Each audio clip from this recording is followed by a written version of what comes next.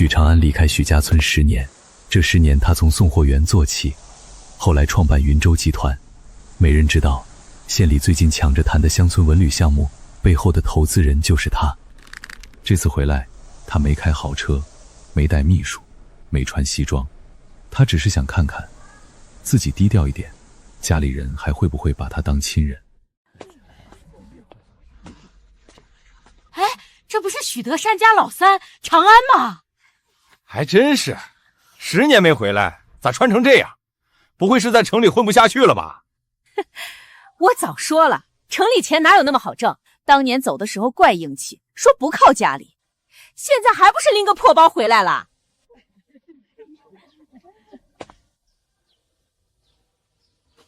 王婶儿，我爸身体还好吧？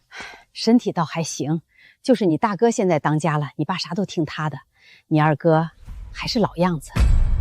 二哥还在家？在，不过你大嫂嫌他傻，平时都让他睡柴房。你要是回来常住，怕是没那么容易。柴房？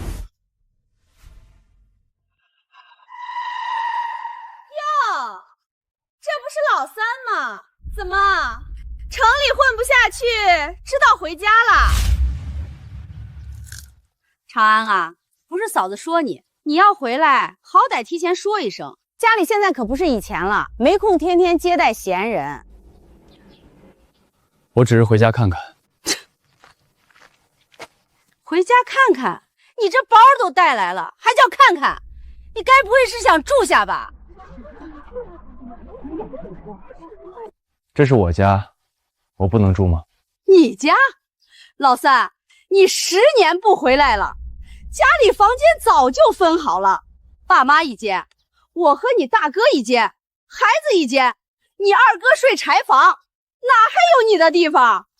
二哥睡柴房，你们孩子单独一间？你二哥脑子不好，睡哪不是睡？再说了，你刚回来就挑刺，要是回来要钱要房，我劝你趁早别开口。哼，家里没你房间，吃顿饭可以，住下行。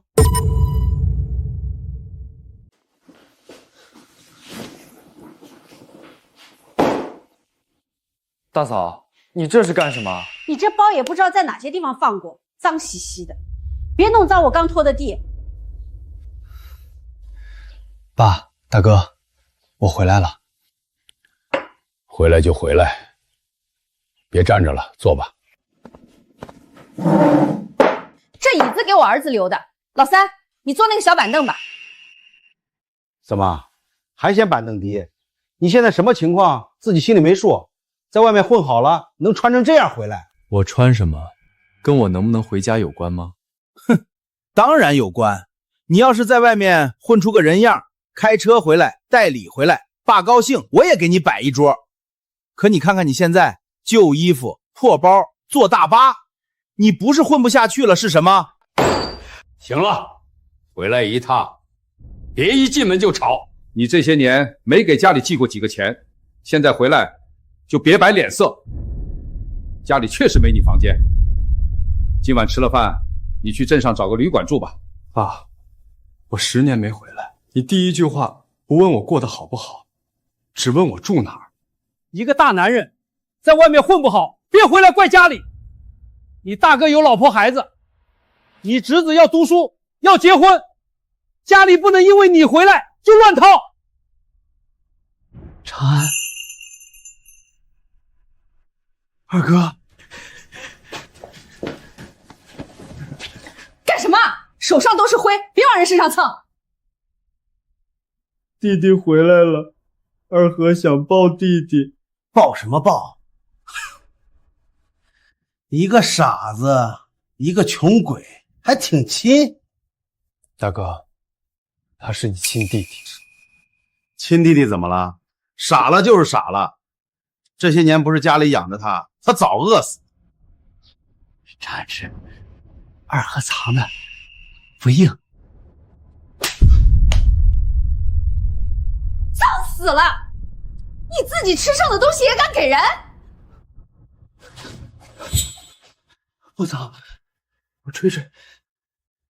弟弟吃。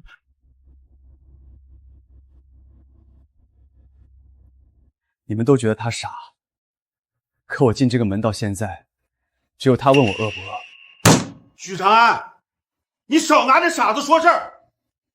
家里没你地方，这是事实。长安，吃完这顿饭你就走，别让家里为难。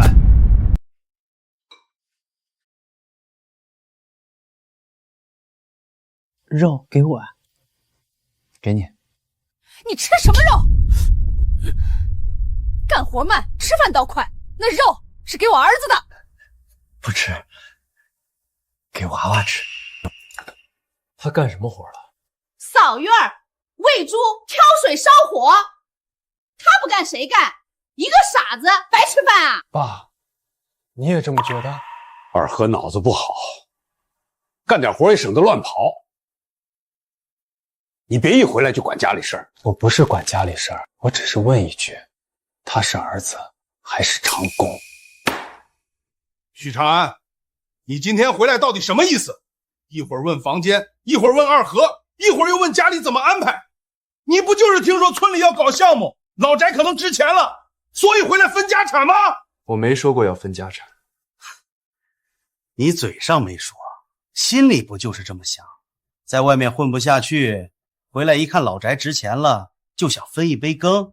我告诉你，没门儿！既然话说到这儿，我就明说，这个家里的房子、地、存款，以后都给你大哥。你大哥有儿子，要续许家的香火。二和脑子不好，靠不住。你在外面这么多年，也没指望过家里，所以家产没你的份，你不要多想。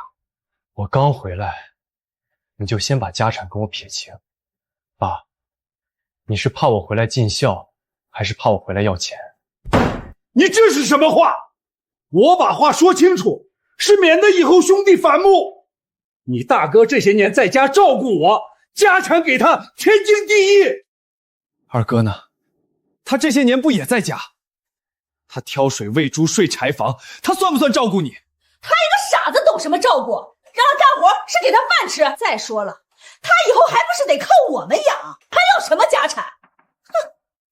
长安不走，二和有床，柴房大，弟弟睡里面，二和睡门口。听见没？傻子都知道自己睡柴屋。许长安，你一个正常人，别在这装可怜。这顿饭我吃不下了。吃不下就走，一个大男人，别动不动给家里摆脸色。你要真有骨气，今晚就别回来。弟弟去哪儿？坐下，他要走就让他走，又不是没长腿。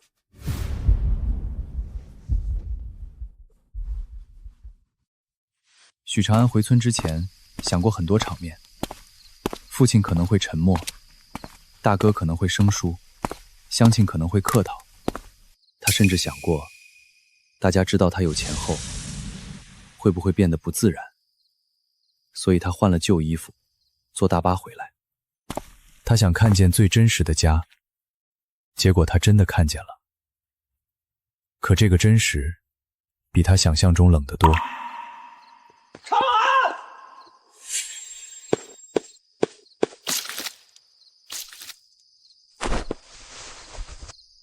二哥，你怎么出来了？鞋呢？鞋跑丢了，没事儿，脚不疼。长安，给你钱5块，买包子，别饿。二哥，你哪来的钱？捡瓶子攒的，大嫂不知道，知道会拿走。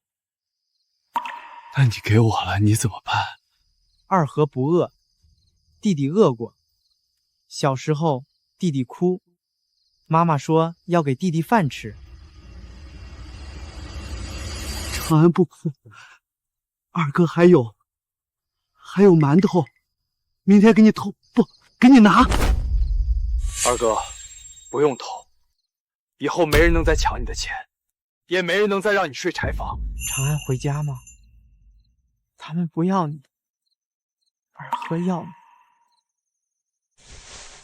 二哥，这钱我收下，这是我回家以后收到的第一份礼物，也是唯一一份。于二哥，你哪儿去了？是不是又偷钱给那个废物了？好啊，一个傻子，一个穷鬼，还学会偷家里钱了。好啊！我就说家里钱怎么少了，原来是你这个傻子偷出去给他。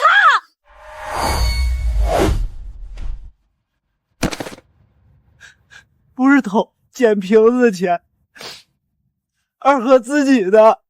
你自己的？哼，你吃家里的，住家里的，穿家里的，你身上哪一分钱不是许家的？松手！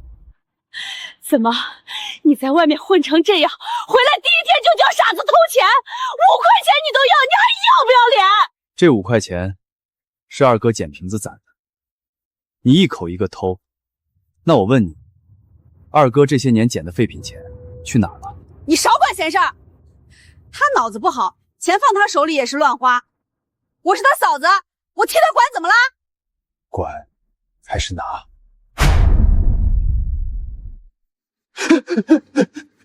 长安不吵，大嫂会打人。他平时打你，不打，就是揪耳朵，就是不给饭。二哥不疼。长安，你一回来就闹什么？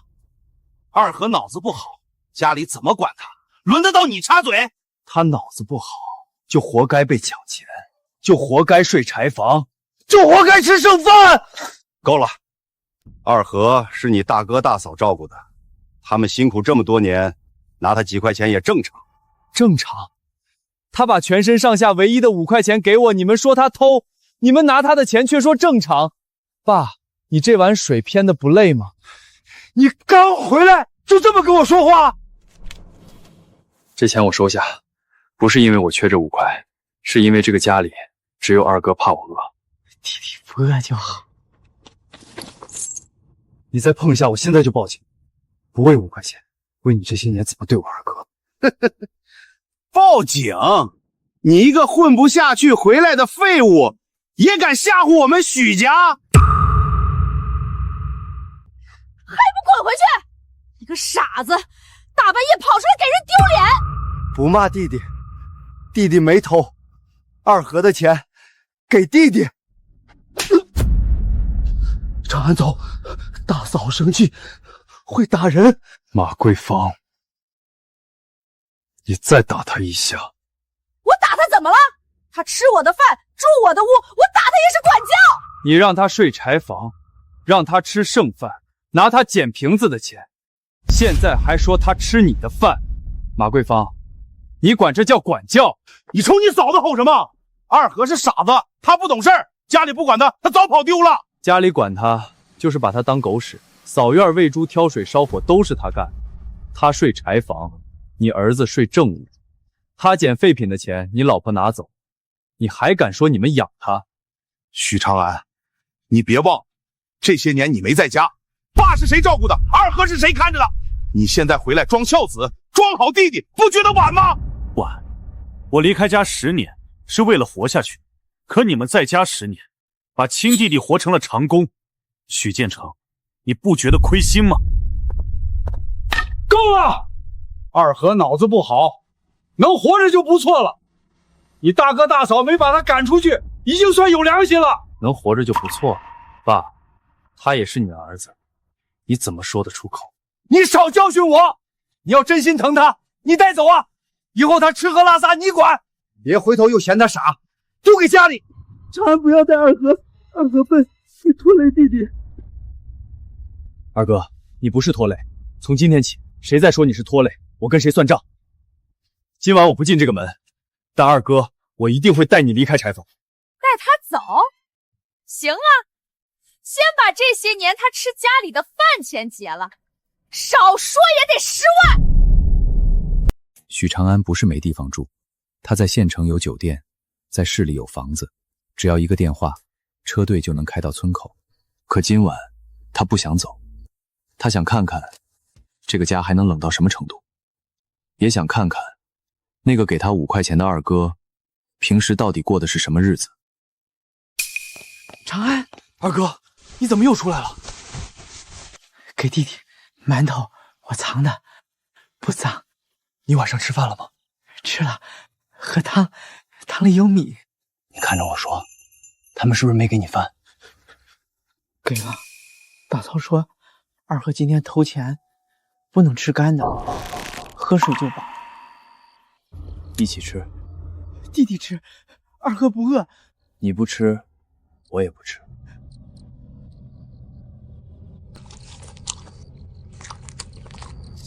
二哥，你一直睡柴房吗？柴房好，有柴，冬天不冷。漏雨吗？下大雨会滴。二哥把盆放床边，不滴被子。你生病怎么办？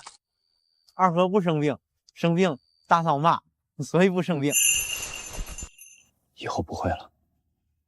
以后你有床，有饭，有衣服，你的钱，谁都不能拿。长安吃饱，明天回家。二哥，你想让我回许家吗？想。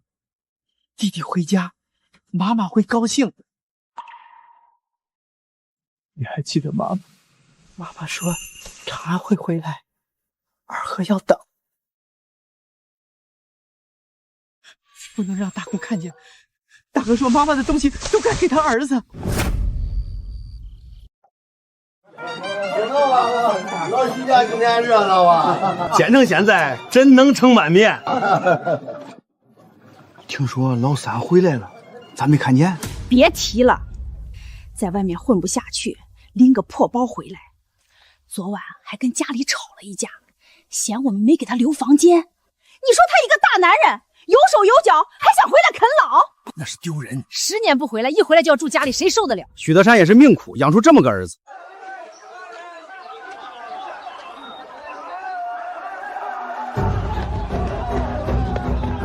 通知县里的人，今天先别进村，项目签约推迟，我还有家事要处理。长安，回家吃饭，爸爸过生日，弟弟也要吃饭。他们叫你来找我？没有，他们说不叫弟弟，可是妈妈说过生日一家人要坐一起，弟弟也是一家人。二哥，你希望我去？去，二哥给你留位置，门口小凳子，不坐地上。好，我跟你回去。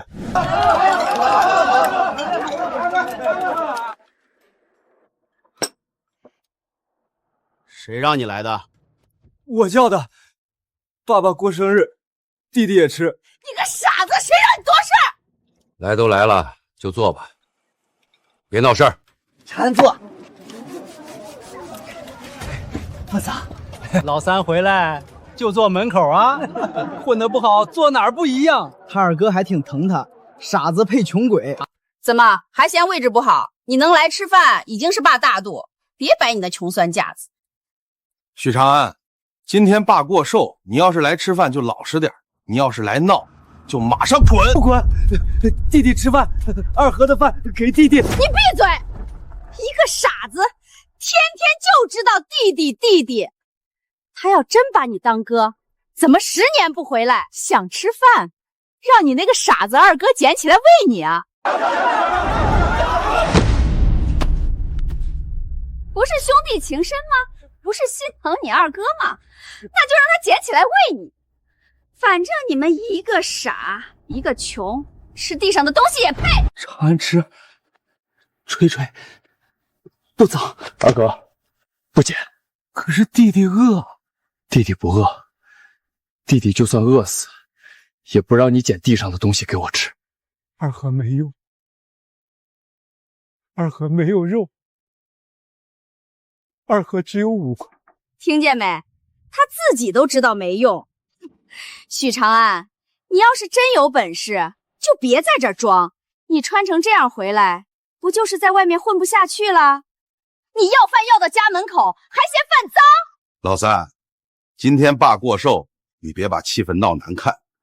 想吃就坐门口吃，不想吃就滚，没人求你回来。长安，你大嫂话是难听，可道理没错。你回来就该有个回来的样子，家里现在是你大哥撑着，你别一回来就摆架子。哼，爸，我摆什么架子了？我进门要过1分钱吗？我要过1间房吗？我只是问二哥为什么睡柴房，为什么吃剩饭，你们就像防贼一样防我。到底是我回来要家产，还是你们心里有鬼？许长安，你少阴阳怪气，家产爸早说了都是我的，你别装不在乎。你要是真不在乎，现在就当着大家的面说你不要许家1分钱。我不要。许家的房、许家的地、许家的存款，我1分不要。但二哥的东西谁都不能抢，他的钱、他的补助、妈留下的东西，我都要替他查清楚。你查什么查？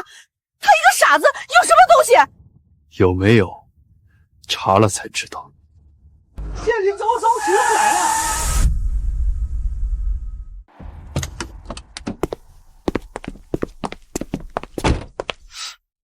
这不是县招商办的刘主任吗？他怎么来许家了？不会是给建成撑场面的吧？刘主任，您怎么来了？我爸今天过寿，您这也太客气了。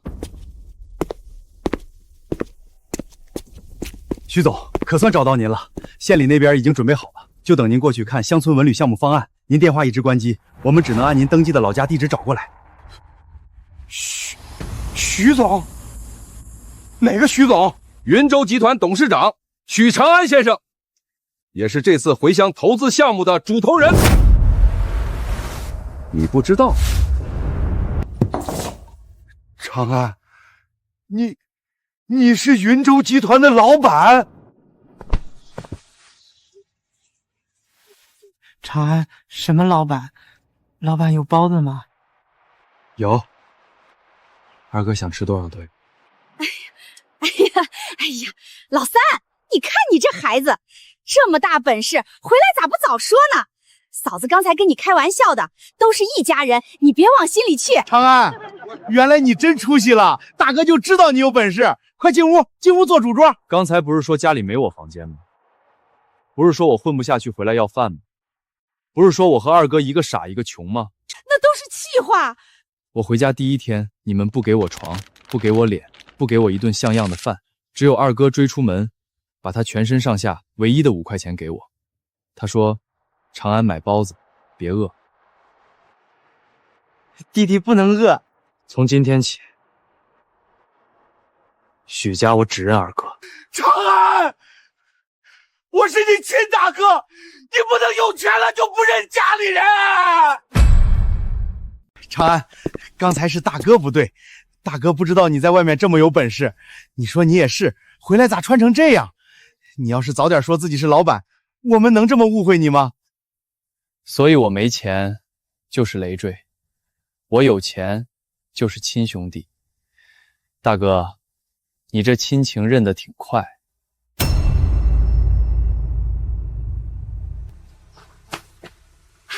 长安，你别跟嫂子计较，嫂子嘴碎，但心不坏。你看你侄子也快结婚了，正缺一套现成房，你现在是大老板，顺手帮帮家里，不就是一句话的事儿吗？我刚进门的时候，你说家里没我房间，现在让我给你儿子买房，大嫂，你这嘴不光碎，还挺会算。长安，话别说这么难听，你大哥大嫂是有不对，可一家人打断骨头连着筋，你现在出息了，拉家里一把也是应该的。爸，刚才你说家产没我的份儿，说大哥有儿子，许家的东西都该给他。现在我有钱了，你又说一家人打断骨头连着筋，那二哥呢？他也是你儿子，他的骨头这些年被你们打断过多少次？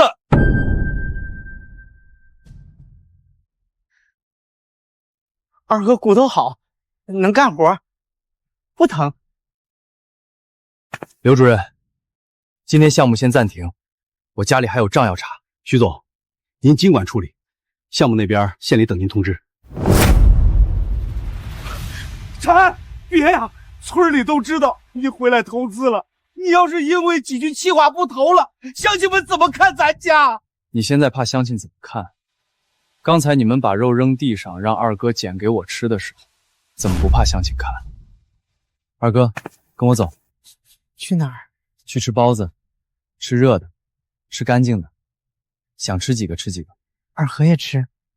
你先吃。不行，他不能走，他走了，家里的活谁干？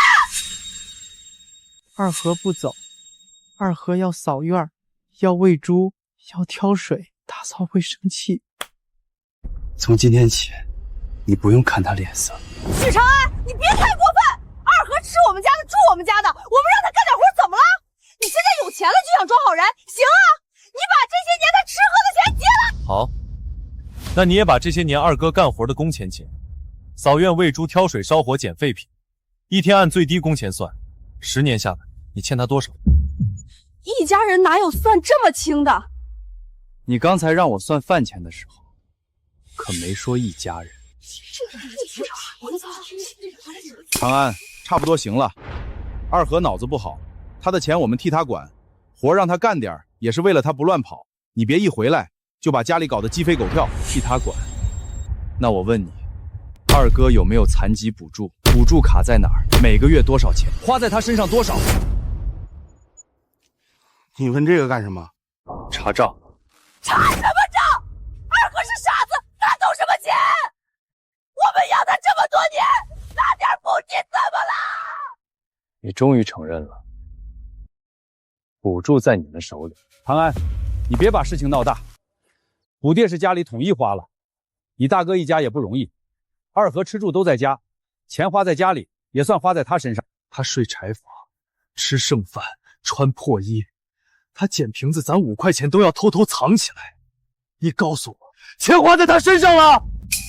麻烦您帮我联系一位可靠的法务，我需要查二哥这些年的补助、财产和监护情况。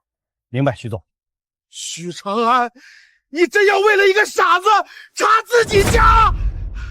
他不是傻子，他是我哥。长安叫我哥，长安没嫌我。我从来没嫌过你，这个家里也只有你没嫌过我。辅助的账不能让他查，不然全完了。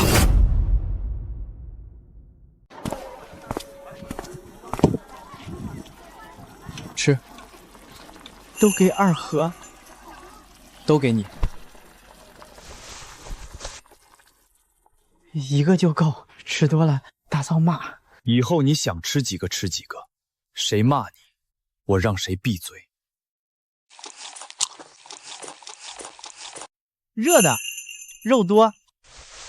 长安也吃。长安，你这就不对了，回来了不在家吃，跑外面吃包子，这不是让村里人看笑话吗？三弟呀，嫂子刚才嘴急，你别往心里去。你这么大老板，跟我们这些乡下人计较啥？刚才我是穷鬼，现在我是三弟。大嫂，你改口挺快。一家人嘛，哪有隔夜仇？你侄子马上要订婚，女方要现成一套房，你当三叔的现在有本事了，帮着出个首付不过分吧？也不用多，100万首付，另外再给辆车。你这种大老板，100万也就是一顿饭钱。我昨晚连一张床都没有，今天你们让我给侄子买房买车，你们不是一家人，你们是看我有没有钱决定认不认我。长安，说话别这么难听。你大哥这些年在家照顾我，没有功劳也有苦劳。你现在发达了，帮你大哥一把也是应该的。他照顾你，所以家产都给他；我有钱，所以还要给他买房。爸，你这算盘是不是从来只往他那边拨？你是我爸，也是二哥的爸。那我问你，二哥这些年的残疾补助卡在哪儿？我说你提补助干什么？因为那是二哥的钱，我现在要查。许长安，你别以为有几个臭钱就能翻许家的旧账。你干什么？柴房乱得很，有什么好看的？二哥睡哪儿我就看哪儿。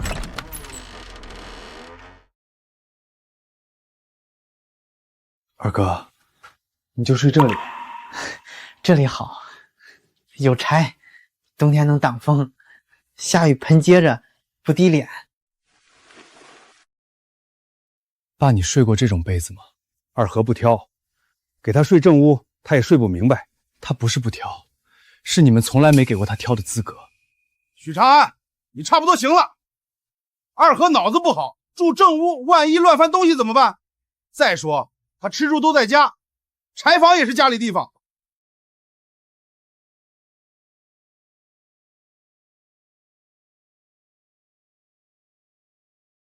这是你写的？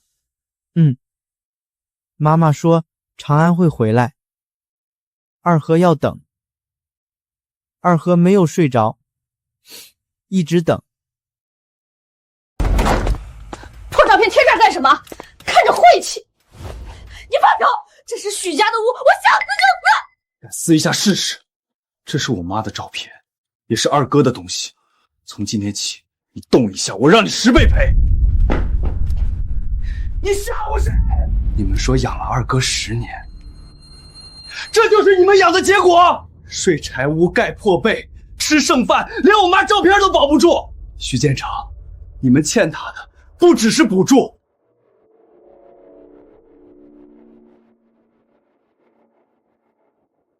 长安，二和有东西，妈妈说给弟弟看。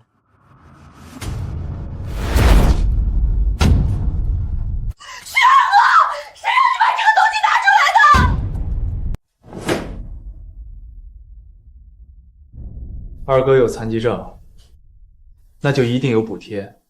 徐建成，卡在哪儿？你问我干什么？家里这么多年开销大，钱早花了。花在哪儿？吃喝不要钱，衣服不要钱，他一个傻子，天天在家白吃白住，补助花在家里，不就是花在他身上？他穿的衣服，袖口破了3个洞；他睡的被子，潮的能拧出水。他今天吃肉，还要看你脸色。你告诉我，钱花在他哪里了？长安，别查了，一家人过日子，钱进钱出说不清楚。你现在有钱了，何必盯着以前那点补助？因为那不是一点补助，那是二哥这些年唯一属于自己的钱。你们连这点钱都要拿走，还说是为了家里。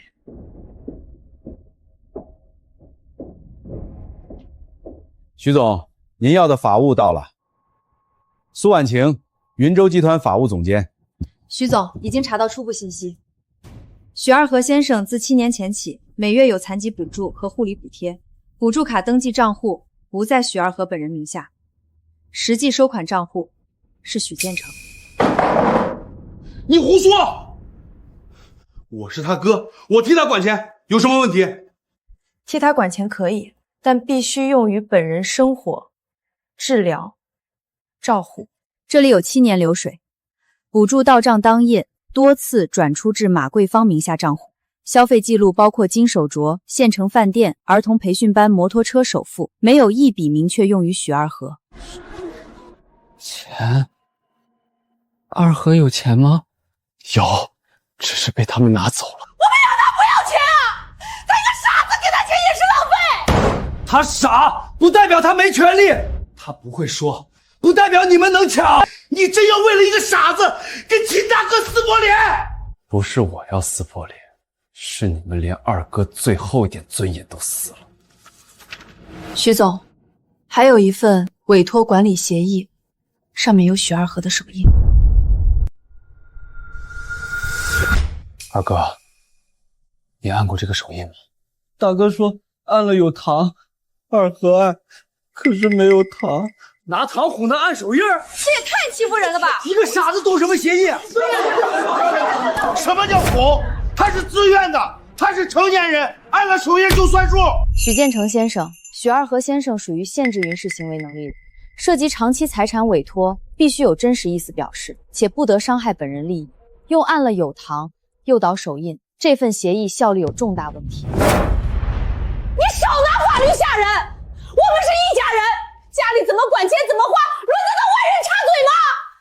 你们说是一家人，可流水里二和先生的钱没有用在他身上，这不叫一家人管理，这叫侵占。婉晴同志是吧？这事儿能不能内部解决？建成夫妻确实不周到，但二和这些年也确实在家里吃住，一家人闹到法律上难看啊！你还是护他，他拿二哥的钱，你说内部解决；他骗二哥按手印，你说难看。那二哥睡柴房的时候，你怎么不觉得难看？从今天起，二哥的补助卡、账户、证件全部重新核查，该追回的钱一分不少，该作废的协议一张不留。谁再碰二哥的钱，我直接起诉。你敢！二和在家吃了这么多年饭，你以为说带走就带走？他以后谁养？谁伺候？谁给他擦屁股？二和自己擦，二和不麻烦，别不要二和。没人不要你，二哥，你记住，你不是麻烦，你不是累赘，你是我哥。长安叫我哥，二和不是累赘，不是。你们听清楚，二哥不是你们的长工，不是你们的钱袋子，更不是你们想骗就骗的傻子。从今天开始，我护他。你护他？那妈留下的老屋钥匙，你知道在谁手里吗？什么老屋钥匙？妈走之前留下的那间旧屋，你不是想查二和的钱吗？那你怎么不查查那间屋现在归谁？当然归我们家。爸早说了，老宅、旧屋、地都给建成。你别以为有钱了就能回来抢。我没说要抢，我只问二哥有没有分。二和脑子不好，给他房子有什么用？他以后还不得靠你大哥养？哼，老屋给你大哥最合适。又是这句话。二哥脑子不好，所以钱你们拿；二哥脑子不好，所以房你们占；二哥脑子不好，所以他连自己的东西都不能有。少废话！这是二和的放弃权益书。许长安，你不是要带他走吗？行，让他按手印，按完他的钱、补助、老屋、老宅都跟我们算清。以后他吃喝拉撒你管，别再回来找许家。不按了，大哥不给弟弟回家。大哥说不按，弟弟不能吃饭。你拿我威胁他？我这是让他自己选，他是成年人，他有手有嘴，他愿意按，你管得着吗？许二和先生属于限制民事行为能力人，你们用不让弟弟回家、不给饭吃威胁他按手印，这不是自愿，这叫诱导和胁迫。你少吓唬人！他就是个傻子，知道什么权益？不让我们管，难道让他自己守着房子？放弃补助，放弃老屋，放弃所有财产收益，以后不得向许建成夫妇追索任何费用。你这不是放弃书，这是要把二哥最后一点东西全抢干净。许长安，你别说的这么难听，我们养他这么多年，他把东西留给我们怎么了？他不是欠你们，是你们欠他。今天这个手印，他按也得压，不按也得按。不按，长安说不按。怕什么？大哥还能害你？按了以后，长安就带你走。你不是喜欢弟弟吗？你按啊！松手！你要干什么？这只手，谁也别想骗。刚才强迫按手印的过程我已经录下来了，这份协议我会提交做证据。录什么录？这是我们许家的家事，你一个外人凭什么拍？因为这不是普通家事，涉及限制民事行为能力人的财产权益，涉及诱导签订无效协议，还涉及多年补助资金去向。你们就是欺负我们不懂法。你们不懂法，但你们懂钱。补助到账，你们懂得转走；旧屋值钱，你们懂得藏钥匙。二哥不会反抗，你们懂得骗他按手日。现在说不懂，晚了。长安，你非要把家里闹得鸡犬不宁吗？建成是你大哥，二和以后也需要人照顾。你这么查下去，兄弟情分还要不要了？兄弟情分，大哥抢二哥的钱叫兄弟情分，大哥骗二哥按手指叫兄弟情分。二哥给我5块钱，你们却说他偷。爸，你说的情分，怎么永远只让老实人吃亏？长安，不吵，二哥摁也行。长安别生气，二哥不要房，不要钱。二哥，你听清楚，那是你的东西，你可以不要，但不能被他们骗走。你不是没人管，从今天起，我管。补助账我查，老屋权属我查，伪造手印我也查。从今天起，二哥的一切你们谁都别碰。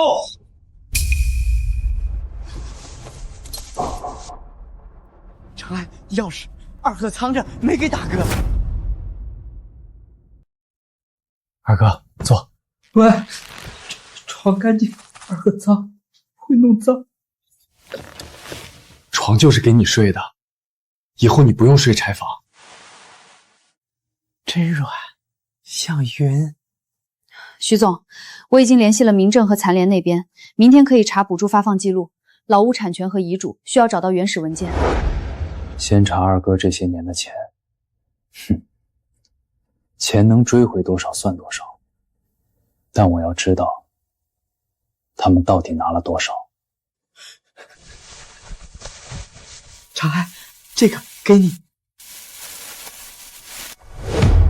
这是妈写的。妈妈说，钥匙不能给大哥，不能给爸爸，等长安回来。给长安。那你这些年一直藏着。藏衣服里，大嫂洗衣服，二哥就拿出来。晚上睡觉放枕头下面，大哥找过，二哥没说。这把钥匙很关键，如果老屋真是你母亲单独留给你们的，许建成没有权利强占，那份遗嘱可能就在老屋里。明天去老屋。不能去！大哥说老屋是他的，谁进去打断腿。二哥，这把钥匙是你守了10年的，明天你带我开门。谁敢拦你，我拦他。二哥带长安回妈妈屋。钥匙在那个傻子手里。妈妈屋，二哥没进去，二哥怕弄坏。今天我们一起进去。住手！长安啊，这老屋属于村文旅改造范围，村里正准备统一拆改，你们现在开门不合适吧？拆改？谁同意的？你大哥呀，他是许家代表，他已经签字了。许家代表？这屋如果是我妈留给二哥和我的，我大哥有什么资格签？你少拿妈说事儿！爸还活着，许家的东西就该爸说了算。爸说给我就是我的。长安，这屋空着也是空着，村里要做项目，拆了能赔一笔钱。你大哥有孩子，正是用钱的时候。你现在有钱了，就别跟他争了。又是大哥有孩子。爸，我问你一句，妈留下这屋的时候，你有没有答应过她要等我回来？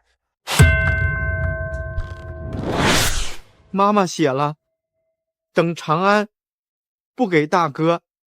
一个傻子知道什么？谁知道这纸是不是你们伪造的？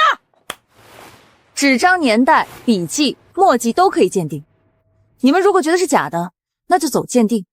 但在全属嘎清之前，谁都不能拆这间屋。苏律师，村里项目时间紧，不能因为你们一家人扯皮耽误整体进度。赵主任，你最好先弄清楚，我回村投资，不是让你们打着项目名义抢我二哥的屋。这个项目如果要靠欺负一个智力受损的人推进，那他今天就停。你敢停项目？全村人都等着挣钱呢！我投钱是让乡亲们挣钱，不是让你拿我二哥的手印和钥匙换钱。二哥，开门。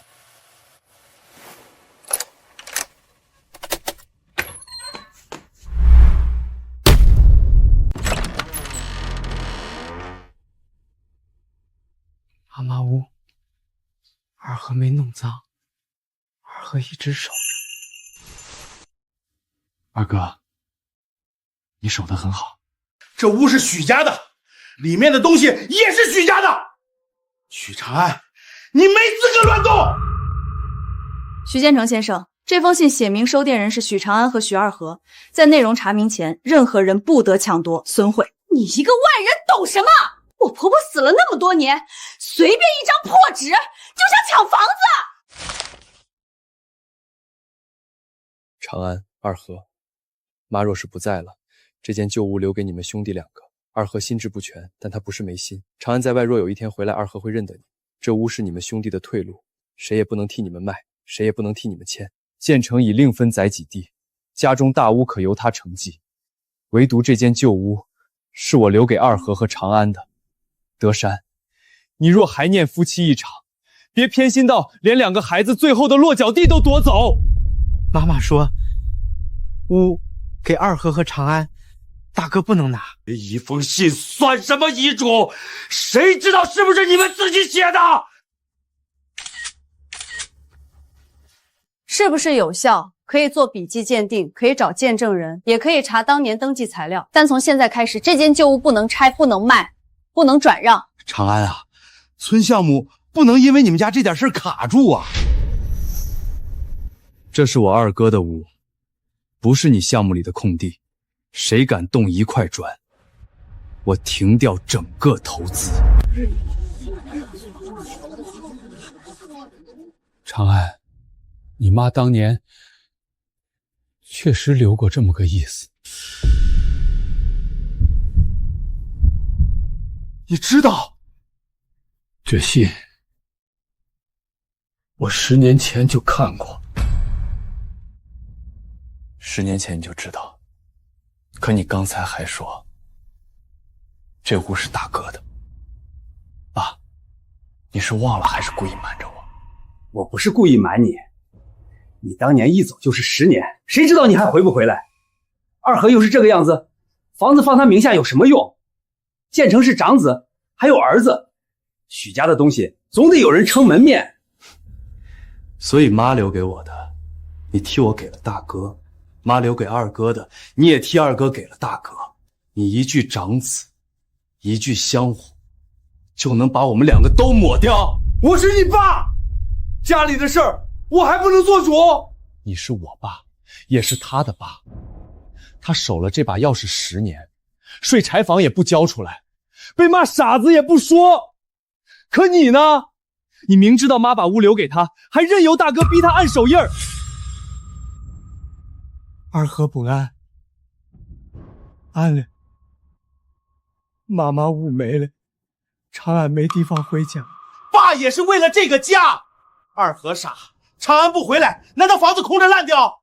再说了，我是大哥，我替你们管着有什么错？管理不等于侵占，尤其是在全属人明显不是你的情况下，你没有资格签拆改，也没有资格收取任何补偿。什么侵占？我们这些年照顾二和，没有功劳也有苦劳。房子给我们怎么了？他一个傻子会住吗？会赚钱吗？二哥不会赚钱，所以你们拿他的补贴；二哥不会争，所以你们抢他的屋；二哥不会告状，所以你们让他睡柴房。你们真会照顾。长安，爸承认偏了些，可你现在有钱了，一间旧屋对你来说算什么？你就让给你大哥吧。我没钱的时候，你说我回来争家产；我有钱了，你说让我别计较。爸，你偏心偏得真直白。做笔迹鉴定，查权属，查谁私自签过拆改协议。徐总，这里还有一份二和先生放弃老屋权益的手印文件。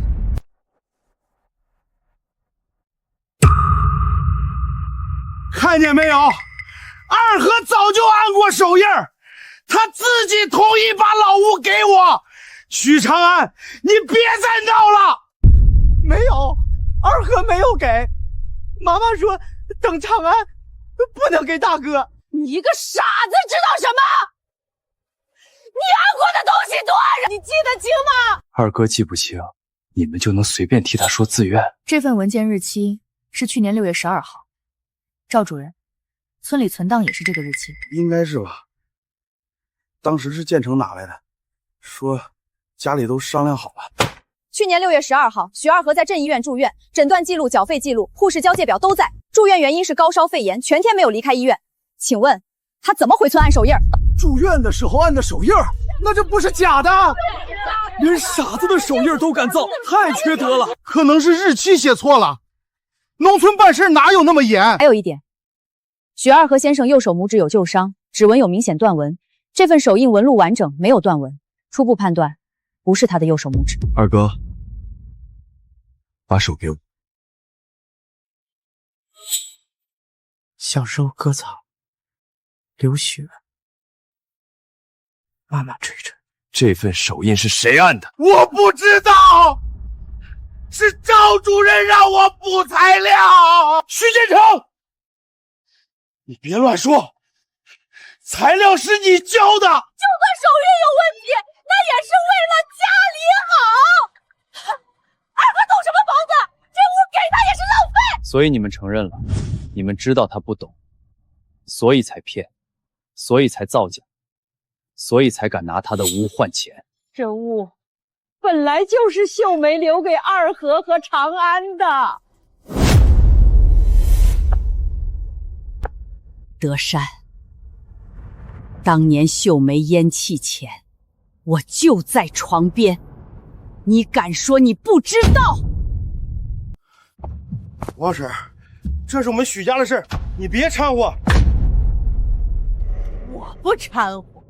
当年你妈病得下不了床，是谁帮着喂药？她咽气前拉着我的手，说得清清楚楚。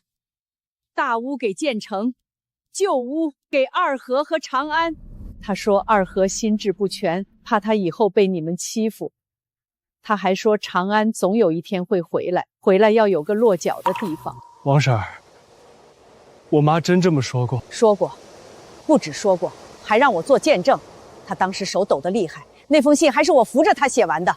许德山也在旁边，他听得清清楚楚。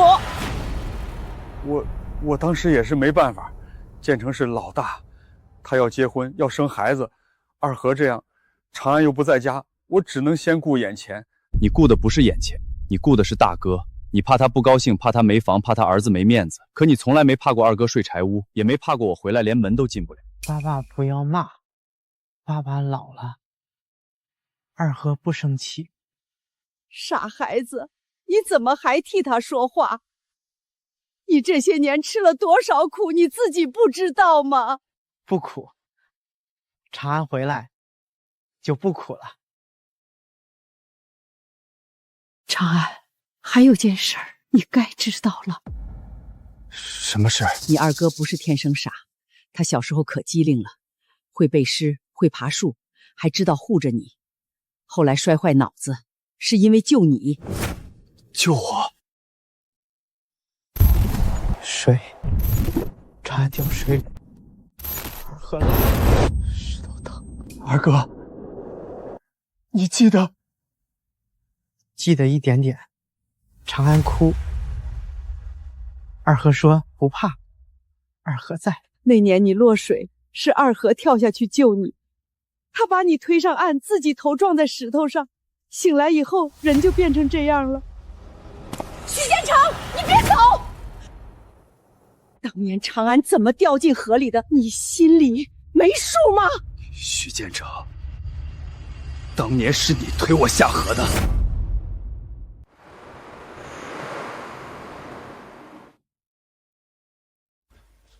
王婶儿，你刚才说什么？二哥不是天生这样。不是，二和小时候可机灵了。你妈还在的时候，村里人都说许家老二脑子活，心也善。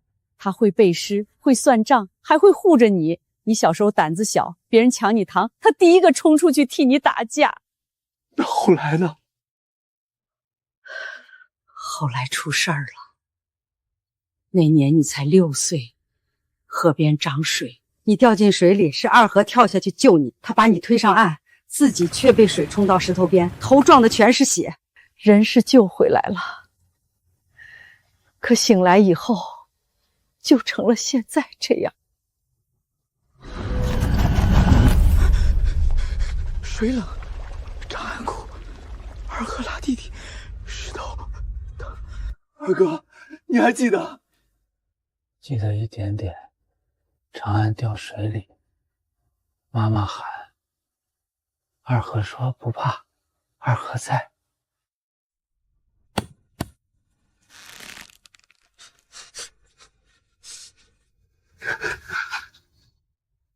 为什么没人告诉我？爸，为什么没人告诉我？王婶儿，多少年前的事了，你还拿出来说什么？二和自己不小心撞了头，跟谁有什么关系？许长安那时候才多大，他知道什么？长安那时候小，不知道，可你不小。许建成，你敢说那天长安是自己掉进河里的？你胡说！我是不是胡说？你自己心里清楚。当年要不是你妈临终前拦着我，说别再让兄弟反目，我早就说出来了。大哥，当年我掉进河里，到底是怎么回事？当年是你亲手把长安推下去的。当年长安和二和的事儿，根本不是意外。你放屁！王婶儿，你别仗着年纪大就乱说。许长安掉河里是他自己贪玩，许二和撞坏脑子也是他自己命不好。我问你，当年是不是你推的？我说了，不是。你还不承认？那天我就在河边洗衣服，你抢长安手里的木船，长安不给，你就骂他没爹疼没娘护。后来你一把推过去，他脚下一滑，人就掉进河里。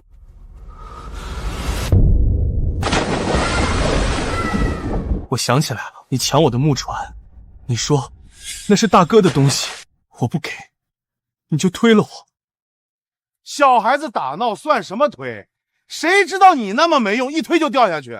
再说了，啊，二和要不是自己逞能跳下去，能撞到头吗？他这是承认了吧？把弟弟推下水，还怪二和救人，二和变成这样，原来真是他害的。你推我下河，二哥救我撞坏脑子，你害他一辈子。这些年，你还骂他傻子，让他睡柴房，抢他的补助，骗他的房子。许建成，你还是人吗？我那时候也是孩子，小孩子懂什么？再说二和傻都傻了，这么多年不也活着吗？你现在翻旧账有意思吗？有意思，因为二哥这20年，每一天都在替你还账，他替你承担了罪，替我挡了命，最后还被你当累赘踩。长安，你冷静点。小时候的事儿谁说得清？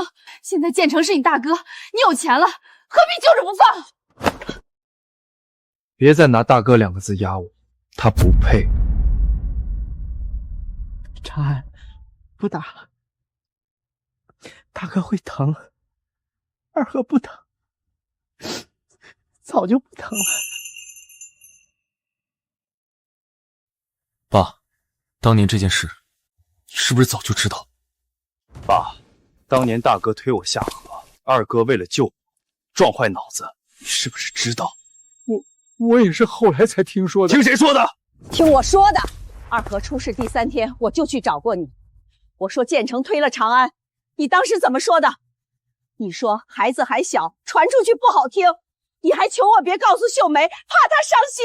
所以你知道大哥害了二哥，可你把这件事压了下来。我能怎么办？建成也是我儿子，他那时候还小，难道真要毁了他一辈子？二和再把建成也毁了，这个家还怎么过？所以为了不毁大哥，你就让二哥一个人毁；为了让这个家过下去，你就让二哥睡柴夫，吃剩饭，被大嫂打，被大哥骗。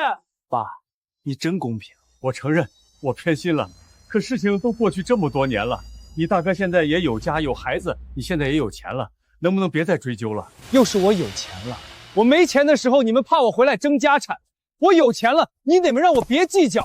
爸，你们是不是觉得只要我有钱，所有委屈都该自己咽下去？长安不委屈，二和给钱买房子。徐总，幼年伤害追责有时效和取证难度，但补助侵占、伪造手印、财产权益这些都能查。如果要保护二哥，必须从现在的证据入手。查，就是查不回他的脑子。现在还在抢他的东西，就一件都别想留下！许长安，你真要把家里人逼死啊？不是我逼你，是你们欠二哥的账，终于到该还的时候了。长安，别怪爸爸，大哥也不是坏人，二和真的不疼了。二哥，你真的不疼吗？不疼，以前疼，后来妈妈捶捶，后来就不疼了。那你这些年睡柴房冷不冷？不冷，有柴。吃饭呢，饿不饿？不饿，喝水饱。大嫂打你，你怕不怕？怕一点，但是二和听话，听话就少打。二和呀，你不是不疼，是没人问你疼不疼。长安问了，长安好。二和，爸以前是不是对你不好？爸爸好，爸爸给二和名字。爸爸老了，二和不怪。爸，你听见了吗？他连怪你都不会，所以你们才敢一直欺负他。因为你们知道，他不会告状，不会记仇，不会争。但从今天起，他不会争，我替他争。你替他争什么？一个傻子，要钱不会花，要房不会住。你现在闹这么大，不就是想借他名义抢家产吗？到现在，你还觉得是家产？徐建成，你真没救。我说错了吗？你有钱，你当然能装清高。可许家的东西本来就该给我。二和是傻子，你10年不回来，凭什么现在回来抢？我不抢许家的，我只拿回二哥的。二哥的补助，你们吐出来；二哥的老屋，你们退出来；二哥被伪造的手印，说清楚。还有你欠他的那一辈子，我会让你每天都记着。够了！建成，别说了，是我们对不起二和。爸，你也帮他！二和变成这样是我们欠他的。爸爸不哭，妈妈说一家人不哭。继续查，我不要眼泪，我要账。徐总，许建成名下最近多了一笔10万元转账，备注是老吴拆改预放款。老屋权属还没查清，二哥的手印文件还是假的。你已经收了10万预付款，那是村里提前给的。老吴迟早要拆，钱先给我有什么问题？问题是，这屋不是你的。怎么不是我们的？你妈死了这么多年，老屋一直是我们看着。二和一个傻子知道什么？你又10年不回来，这钱不给我们，难道给一间破屋子？根据目前证据，这间老屋至少存在重大权主争议，在争议未解决前，任何拆改、转让、预付款收取都有问题。如果确认许建成无权区分，这笔钱属于不当血统。苏律师，话别说这么重，村里项目推进急，建成又说他是家里代表，我们也是按流程办事。流程里有没有写可以拿一个智力受损的假手印换钱？流程里有没有写村主任可以不核实权属就先把钱打给我大哥？长安，钱已经收了，建成家也难，侄子要订婚，彩礼、房子都要钱。你现在这么有钱，10万块对你来说算什么？别把你大哥逼到绝路。二哥被逼到柴房的时候，你怎么没说绝路？二哥补助被拿走7年的时候，你怎么没说绝路？二哥因为大哥推我下河傻了20年，你怎么没说绝路？你们总说旧事过去了，可二哥的脑子没过去，柴夫没过去，被抢走的补助没过去，这10万拆稿款也没过去。长安，别生气，房子给大哥，二和不要。长安不要哭。二哥，你可以不要，但他们不能抢。你不会争，我替你争。这不是为了房子，是为了告诉所有人，你不是随便被拿走东西的人。长安说的对，二和不懂不代表他没份儿，不能因为他傻就把他的东西都分了。徐总，我建议立刻申请冻结这笔预付款流向，同时重新为二和先生建立独立账户，以后他的补助、赔偿、房屋收益全部单独管理。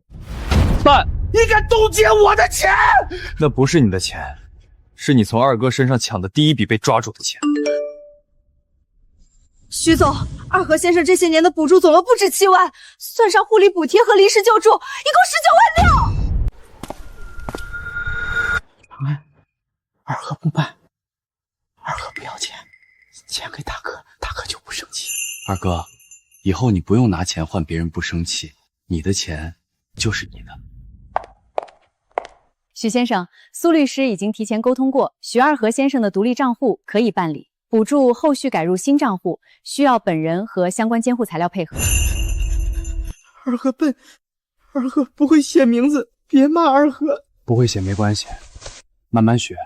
今天你只要知道这张卡是你的，谁都不能拿走。大嫂也不能，不能，大哥也不能，不能，爸爸呢？爸爸也不能。二和能卖包子吗？能，想买几个买几个。但你不只是能买包子，你可以买新衣服、新被子，也可以买你喜欢的东西。不能办！他一个傻子办什么账户？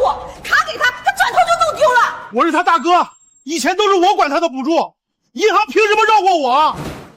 凭这份初步调查材料，7年补助入你账户后没有合理支出记录，凭伪造手印协议，凭你们诱导许二和放弃财产权益，在相关问题未查清前，你不适合作为资金管理。你一个律师，凭什么定我不适合？我不定，我提交证据，最后让有关部门定。把东西给我！你个傻子，别听他们骗！你再碰他一次，我不只是查账，我连你这些年打他、抢他钱、逼他干活一起查。请不要在大厅闹事，否则我们报警处理。许二和先生，这是您的卡。二哥，拿着，这是你自己的东西。长安，二和有钱了，能给你买大包子吗？能，但第一笔钱先给你买新被子。我知道了。徐总，村里出事了，有人用您的名义向村民收项保证金。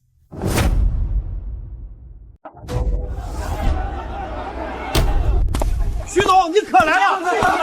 我交了2万保证金，说能优先进民宿合作名单，啥时候签合同？我交了1.5万，说能分摊位，收据上写着云州项目预付款，这钱到底算不算？徐总，你们许家人收的，我们才信的。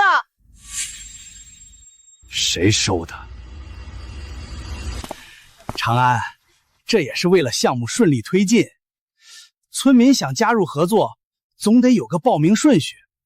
保证金只是为了防止他们占名额不干。云州项目什么时候授权你收保证金了？你大哥说你同意了，他说许家内部已经商量好，由他代表你处理村里报名。我什么时候让你代表我？我是你大哥，你回村投资，我帮你先把事情铺开，有什么问题？再说了，村民愿意交，是信任我们许家。他们信的是项目，不是你。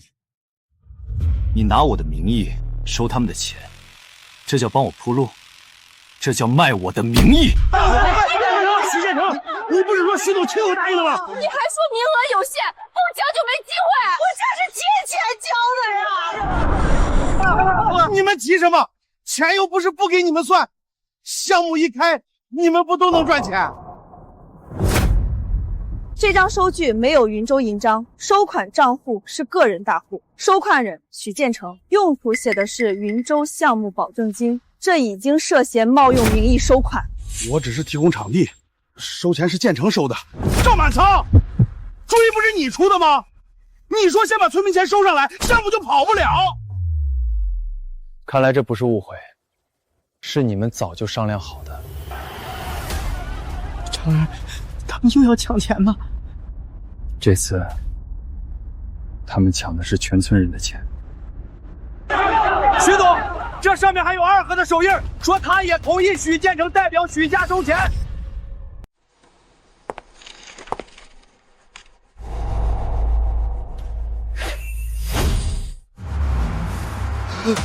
不是，二和没有案，二和不收钱，二和听长安的。别怕，我知道不是你。你们都看见了，二和也是许家人，他同意我代表许家，他按了手印，这事儿就不是我一个人说了算。二和虽然脑子不好，但他认建成这个大哥，他同意了，你们现在凭什么不认？凭这份授权有重大问题。第一，许二和先生无权代表云州集团；第二，许二和先生也无权替许长安先生授权；第三，他本人属于限制民事行为能力人，这类授权必须经过合法程序确认；第四，这个手印很可能依旧不是他的。又说不是他的，你们每次都说不是他的，难道手印还能自己长腿跑来？能现场比吗？可以做初步比对，正式鉴定需要机构，但当场能看出明显差异。大家看，二和先生右手拇指有横向旧邦，真实指纹中间有断纹，但这份授权书上的手印没有断纹，这不是同一根手指。又是假手印！徐建成到底造了多少假？你拿一个傻子名义骗我们钱，这都把人我干什么的？他不是傻子，他是被你们这些聪明人骗得太久了。这手印不是我弄的，是赵主任说村里存档需要完整材料，他说二和不懂，补个手印就行。徐建成，你少咬我！收拾钱是你收的，手印材料也是你交的。退钱，马上退！我们是信徐总，不是信你们这两个骗子。退钱！所有交过钱的村民，把收据交给苏律师登记，谁收的钱谁退，谁伪造手印谁担责。云州项目不收保证金，不卖关系名额，更不让任何亲戚插手收钱。长安，二和没有案，二和没害人。我知道，这一次我会让所有人都知道。徐总，我交的是给孙子看病的钱，徐建成说不交就没名额，我现在急着退钱救命啊！徐总，这钱是给我孙子看病的，徐建成说不交钱就没名额，他说项目稳赚，半个月就能分红，我才把钱拿出来。现在医院催费，你们把钱退我吧。我也交了2万，都得想办好了，我交了1万5。徐建成，你今天必须退钱。急什么？项目还没开始，钱怎么退？再说了，这事不是我一个人决定的。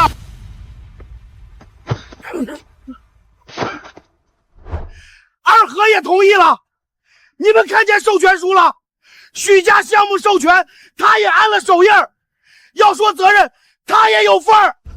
没有，徐二和没有收钱，二和不知道，徐二和不害人。他不知道，他都安手印了，你们可别光找我们家建成，徐二和也是许家人，钱要退也有他一份责任。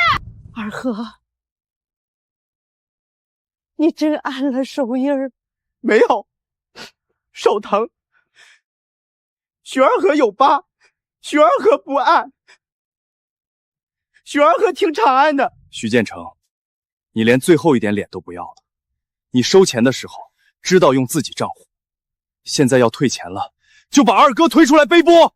他是傻子，我替他做决定怎么了？再说这项目是你许长安的，村民是冲进来的，现在闹起来你也脱不了关系。收据没有云州公章，合同没有云州授权，收款账户是许建成个人大户，所谓二和手印初步比对为假，这笔钱谁收谁退，谁伪造材料谁担责。对，钱是打给你的，别拿二和当挡箭牌，人家二和连字都认不全，你拿他手印骗我们。大家冷静，今天先登记，后续村里协调。不用后续，就在今天，所有收据当场登记。许建成收了多少，赵满仓经手多少，一笔一笔说清楚。徐总，非要把事情闹大，你这个项目在村里可不好落地。许建成，出来退钱！我家贷款交的保证金，你说半个月分红，现在合同都没有。赵主任也在场，你们一个都别跑。这可怎么办？钱都给儿子订婚花了一部分了，还有10万老物预付款也动了，现在去哪儿拿钱退？闭嘴！还不是你天天催我给儿子买房？要不是许长安回来搅局，项目一开，钱早赚回来了。你到底收了多少？没多少，加起来40多万呢！ 40多万，你胆子怎么这么大？爸，你现在骂我有什么用？你去找许长安啊，他有钱，他只要先垫出来，村民就不闹了。长安，村民都在闹，你大哥确实做错了，可事情闹大了，丢的是许家的脸。你先拿钱垫上，回头让你大哥慢慢还。又让我垫，二哥补助被拿走，你让我别成；老屋被抢，你让我让给大哥。现在大哥骗村民40多万，你让我先垫。爸，你是不是觉得我有钱就该替他擦一辈子屁股？你说话别这么难听。他是你亲大哥，他拿二哥的假手印骗人时没想过亲兄弟，他把责任推给二哥时没想过亲兄弟，现在要赔钱了，你们想起来我是亲弟弟了。徐总说的对，谁收钱谁退，别让徐总背锅。你们别忘了，许长安是云州老板，项目是他的，他不退钱，项目就别想开。项目可以不开，但账必须清。谁想拿我的名义骗钱，谁就自己跪着还。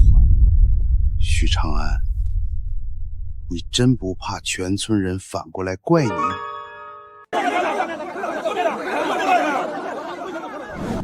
今天开会只说3件事儿：第一，云州项目从未收过保证金；第二，许建成和赵满坚私下收的钱跟云州无关；第三，项目以后怎么做，今天当着全村说清楚。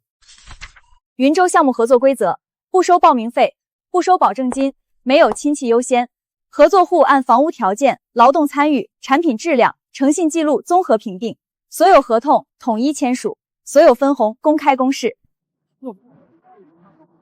不收钱？那许建成说的2万保证金是假的？他说不交就没名额。你自己解释。我也是想提前筛选，怕到时候名额太乱。筛选不需要打击你私人账户，更不需要伪造许二和先生手印授权。你收的每一笔钱，今天都要登记。徐总，那我孙子的手术费，您这笔钱今天优先退，但不是云州替许建成买单，我私人先垫给您救急，后续依法向许建成追偿。救命钱不能等，但责任不能乱。奶奶不贵，长安说不能贵。之前还说他傻，这孩子比有些聪明人有人味多了。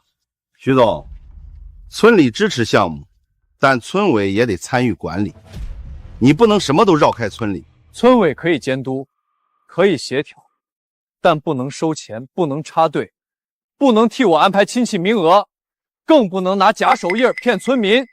项目是惠民项目，不是私人提款机。从今天起，所有收款和授权材料先封存核查。刘主任，这就是误会，40多万的误会。许建成，你这个误会够判多少年？你自己算过吗？徐总，你这样不给村委面子，我看这项目批地手续也该重新研究研究。对，村里的事儿离了赵主任办不成。许长安，你别以为有钱就能在村里横着走。赵主任，你确定要拿项目手续威胁我？这不是威胁，这是程序。村里土地、老屋、民宿改造都要村委配合。你要是连村委都不尊重，项目怎么推进？既然赵主任讲程序，那我们也讲程序。这里有3份材料：第一，许建成收取保证金期间，村委会提供场地；第二，部分收据盖有村委项目协调章；第三，有15笔保证金转入许建成账户后，又分批转出给赵满仓亲属账户。你胡说！收款人赵小勇，赵主任的侄子，备注写的是协调费，一共8万6千。赵主任也分钱了？难怪他一直帮许建成说话。我交的钱不是进项目，是进他们家了。主意是你出的，你说先用许长安名义把钱收上来，你说项目有他兜底，村民不敢闹。现在出事儿，你想让我一个人背？许建成，你别乱咬，钱是你收的，家手印也是你拿来的。赵满仓，家手印不是你让我补的吗？你说二和脑子不好，随便摁一个也没人查，你现在装什么清白？不是二和，二和没有按，二和不骗人。大家听见了，他们一个收钱，一个盖章，一个造假，一个分账，出了事就把二哥推出去背锅。你们现在还觉得这是家事吗？退钱！查赵满仓！哪一个傻拿二和的手印骗我们？太不是人了！赵满婵，相关材料先由县里封存，你暂时停止参与云州项目协调，保证金问题、虚假授权问题会正式调查。长安，你救救你大哥，他就是一时糊涂啊！他不是一时糊涂，他是每次都知道该欺负谁。以前欺负二哥，现在欺负全村。这一次，谁都救不了他。不好了，二和不见了！刚才有人看到他抱着布包往废砖窑去了。谁看到他往哪儿去了？我刚才看见二和抱着一个布包往村西废砖窑去了，他走得很急，嘴里还念着妈妈的东西不能丢。他跑就跑了呗，一个傻子，过会儿自己就回来了。现在村民的钱还没说清，你别想趁机转移话题。闭嘴！你现在最好祈祷二哥没事，否则你今天收的不是钱是债。他自己跑的跟我们有什么关系？他为什么跑？你们心里没数吗？你们一次次拿他的手印造假，一次次说他也有责任。他听不懂法律，但他听得懂你们又要抢他东西。赵主任，你别走，钱的事还没说清。这里交给你，所有收据登记，所有人别放走。我去找二哥。你放心，我会把账封住。你把二哥带回来。我害怕被人抢妈妈的东西，废砖窑那边塌过，可千万别出事儿啊！二哥，徐二哥，你在哪儿？二哥，别抢妈妈的东西，不能给大哥。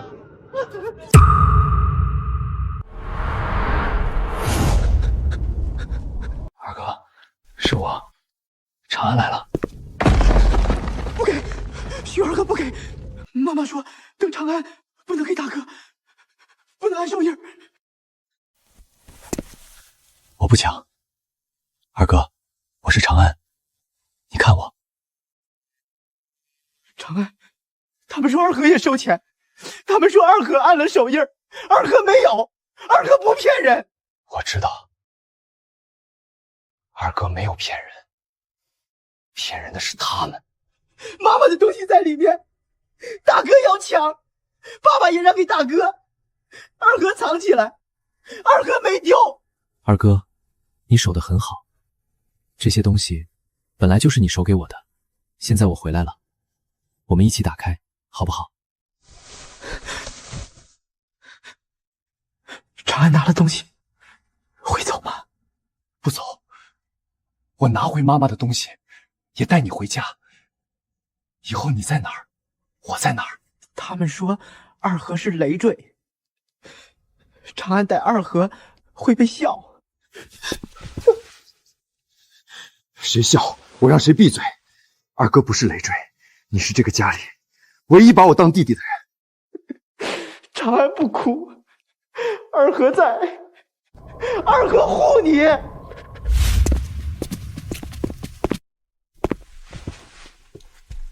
不行，弟弟脚疼。二哥脚也会疼。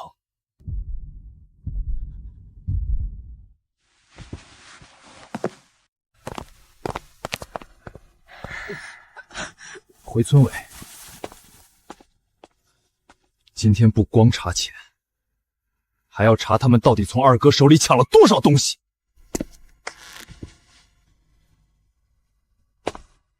我包里还有妈妈给弟弟的钱，二哥一分都没花。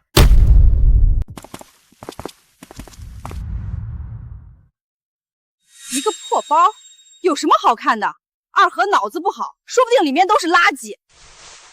不是垃圾，妈妈的，给长安的。你最好闭嘴，你再说一句垃圾，我就把你刚才收据登记的每一笔当着全村念出来。徐总，打开前我建议全程录像，里面如果涉及遗嘱、存折、老屋权属或者二和先生财产，都可以作为后续证据。录。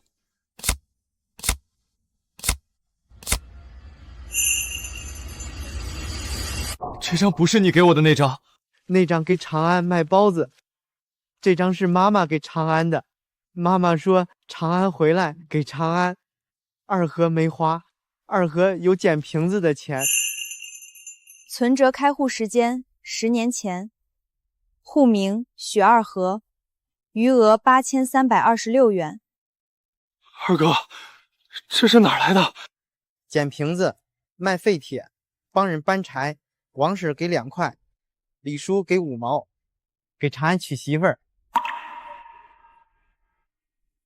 这钱是家里的，二和吃家里、住家里的，他挣的钱当然该交给家里。你还要不要脸？人家捡瓶子的钱你都惦记，二和给弟弟攒钱，你拿他补助买手镯。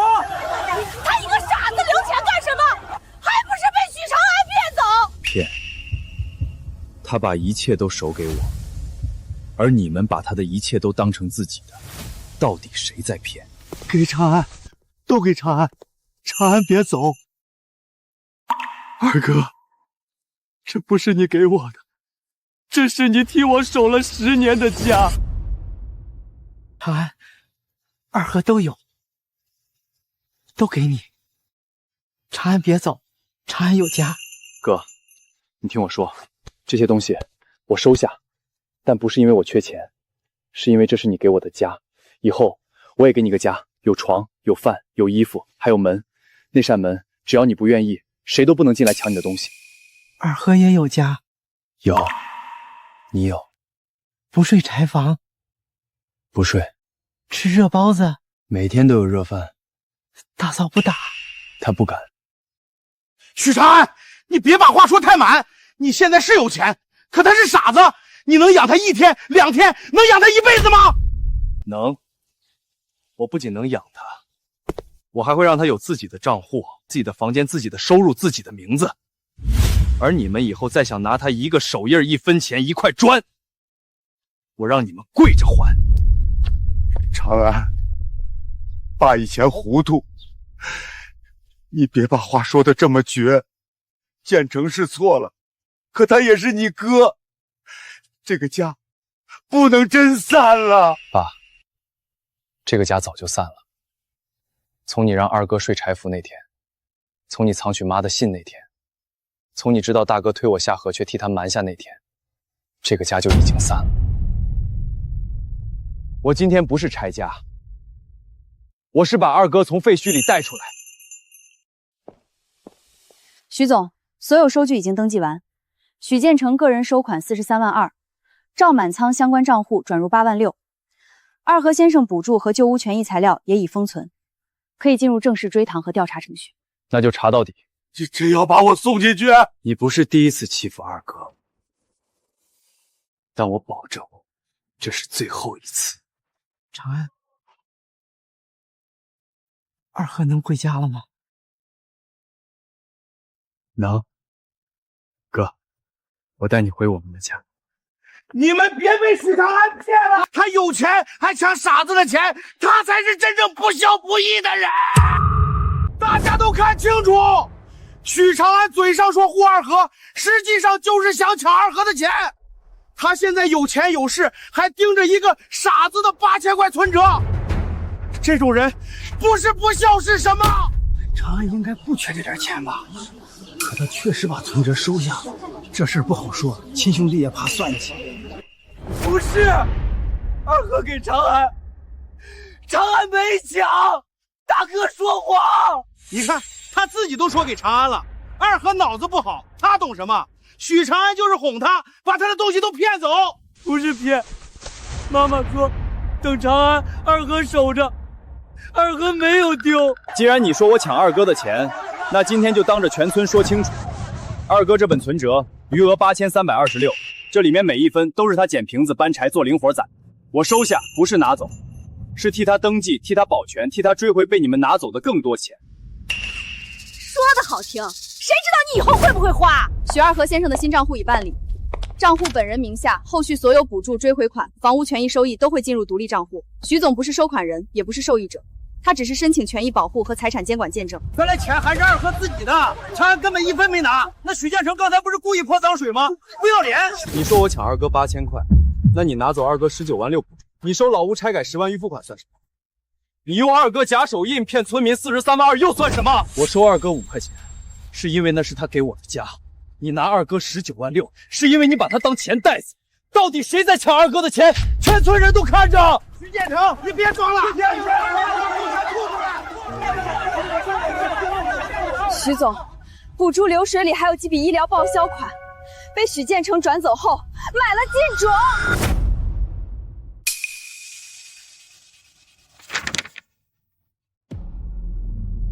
医疗救助补贴，二哥什么时候申请过医疗救助？3年前冬天，许二和先生肺炎高烧，镇医院住院，当时有一笔临时救助款和医疗报销款，共计6800，到账后第2天转入马桂芳账户，随后在县城金铺消费5980。二和住院的钱，他拿去买金镯，这还是人吗？怪不得二和那年回来瘦的不成样子。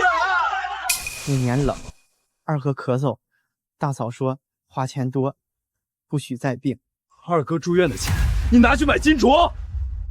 那钱进了家里就是家里的钱，我买个镯子怎么了？我伺候这个傻子这么多年，买个镯子补偿自己，不应该吗？二哥不好，二哥让大嫂累，二哥以后补病。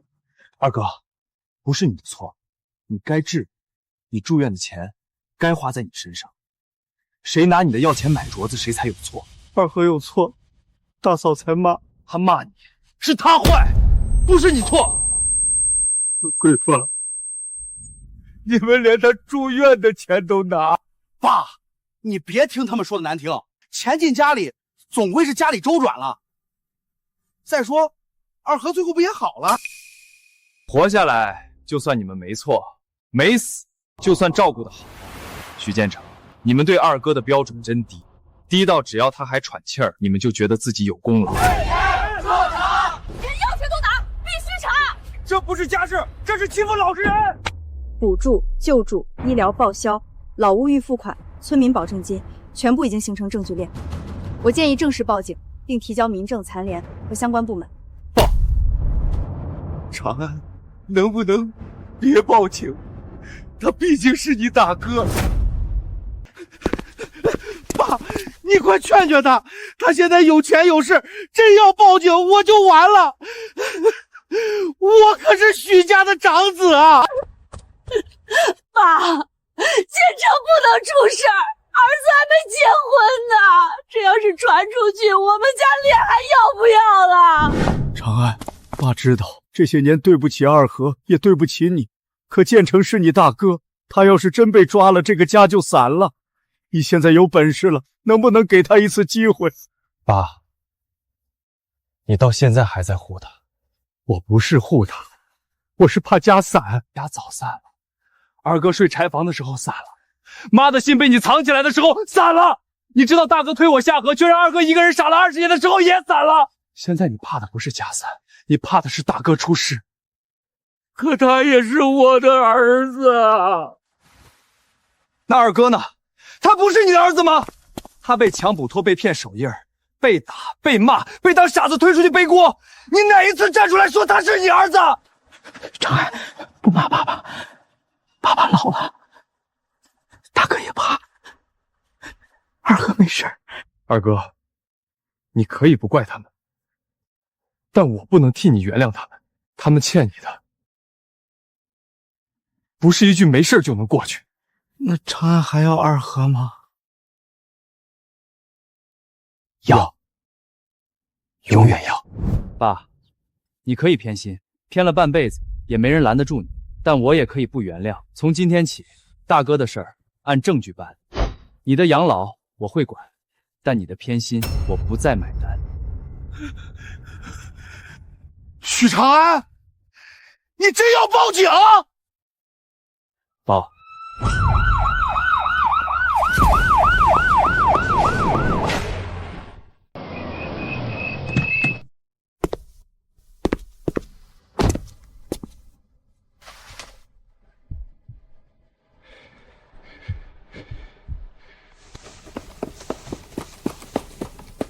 徐建成跑了。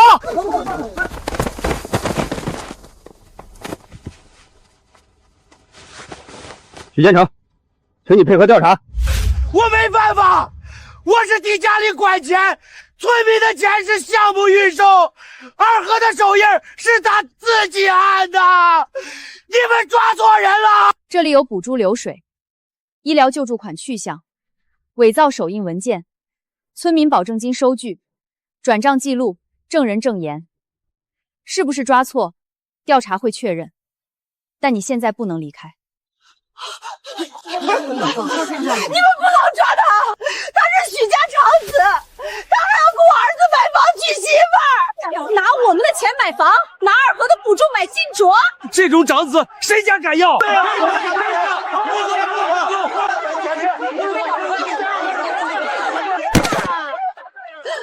长安，嫂子错了，你让他们放了你大哥吧，钱我们慢慢还，二和以后我也好好对他。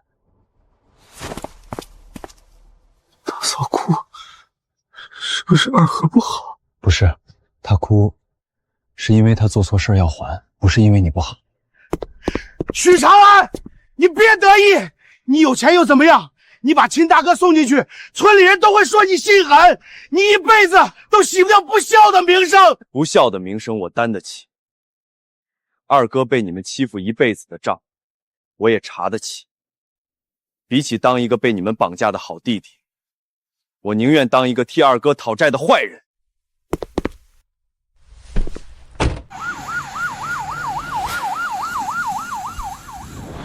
长安，大哥会不会回来打我？不会，以后谁都不能打你。真的？真的。二和，爸错了。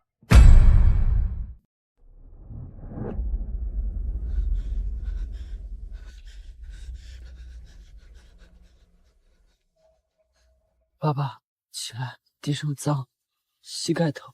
二和，爸错了，爸不该让你睡柴房，不该让他们拿你的补助，不该明知道你受委屈还装看不见。爸，对不起你。爸爸没错，二和笨，二和吃饭慢，二和不会算钱。大哥大嫂生气，是二和不好。二哥，你听我说，你吃饭慢不是错，你不会算钱不是错，你生病不是错，你守不住自己的东西也不是错，错的是抢你东西的人，错的是明知道你被欺负却不管你的人。长安，爸知道你恨我，我不求你马上原谅，我只求你给爸一个补偿二和的机会。爸，补偿不是一句我错了，补偿是把他的钱追回来，把他的房子还给他，把这些年谁打过他，谁拿过他，谁骗过他，一笔一笔说清楚。你要是真知道错，就别再拦我查。我不拦了，该查就查。建成拿了多少，让他还；贵芳拿了多少，也让他还。我这些年没管二和，我也有责任。爸，你不能这样！建成被带走了，你现在还要把我也推出来？这些钱都是家里花了，又不是我一个人花的。你拿二哥要钱买金镯的时候，可不是全家一起的；你抢他捡瓶子钱的时候，也不是全家一起抢。别急，你的账下一笔算。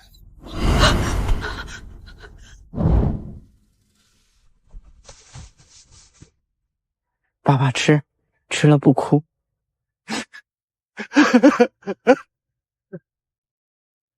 二哥可以不恨你们，但我不能替他原谅。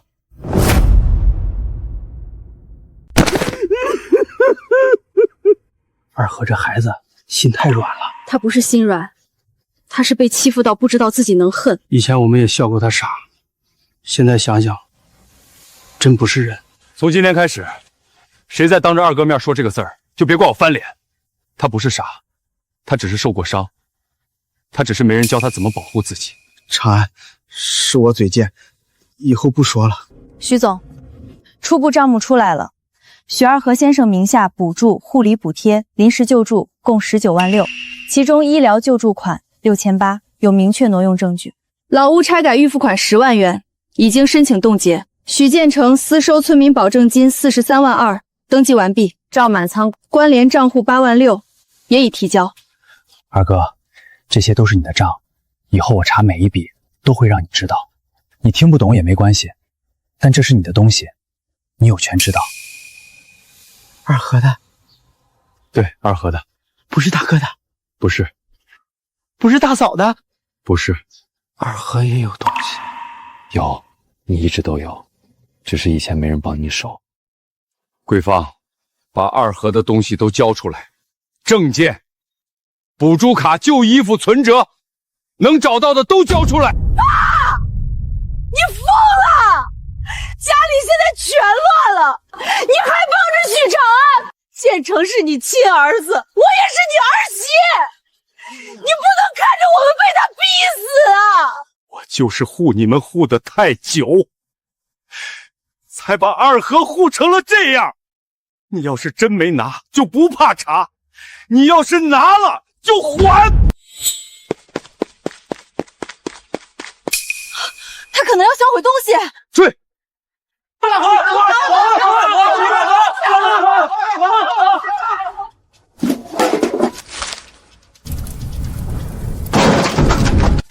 马桂芳，你敢烧一张试试？这东西不能让你看！拿出来！家里旧东西跟二和没关系。你越说没关系，我越要看。马桂芳，你现在销毁可能涉及证据的材料，后果比你想的严重。我建议你交出来。都到这时候了，你还想藏什么？医生当年建议康复治疗，半年复诊。爸，你签了字。我签过，可那时候家里穷，你妈病着，建成也要读书，二和已经这样了，治不治也未必有用。未必有用，所以就不治。二哥本来可能恢复一点，可能能学会算账，可能不用被人骗手艺，可能不用一辈子被叫成傻子，可你们放弃了他。长安不哭，二和好，二和能扫地，能挑水，二和不花钱治。你不是不配花钱，是他们不愿意给你花钱。当年秀梅活着的时候，拼命给二和攒医药费，他死后没多久，那钱就不见了。我问过德山，他说给建成办婚事用了。这份病历复印封存，联系省城医院，我要重新给二哥做检查，能治多少治多少，不能治，也要让他以后活得像个人。去医院要花钱，二和有8000，给长安。二哥的钱留着买包子，看病的钱我出。这一次，谁也不准替你放弃。徐总，专家说二和先生的情况也许不是完全不可逆。二和，洗洗澡，换个衣服，明天跟我一起去城里。长安，二和真能做？车干净，二和会弄脏？能，车可以洗，人不能再委屈。怎么了？柴房门没关，机会进去，大嫂会骂。从今天起，柴房不是二哥的房间，你爱关不关。但如果我回来看见二哥的东西少一件，或者柴房里有一张票据不见了，马桂芳，你知道后果。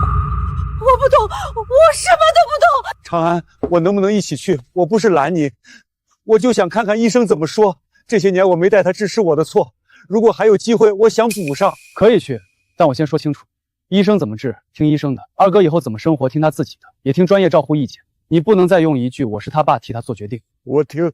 爸爸，二和去看病，这个给你买包子，你别饿。二哥，这张留着，这是你给自己的底气。以前你有5块钱就想给别人买包子，以后你也要学会给自己买。二和也能给自己买？能。二哥想吃什么，二哥自己选。以前真没看出来，他不是傻，是被耽误。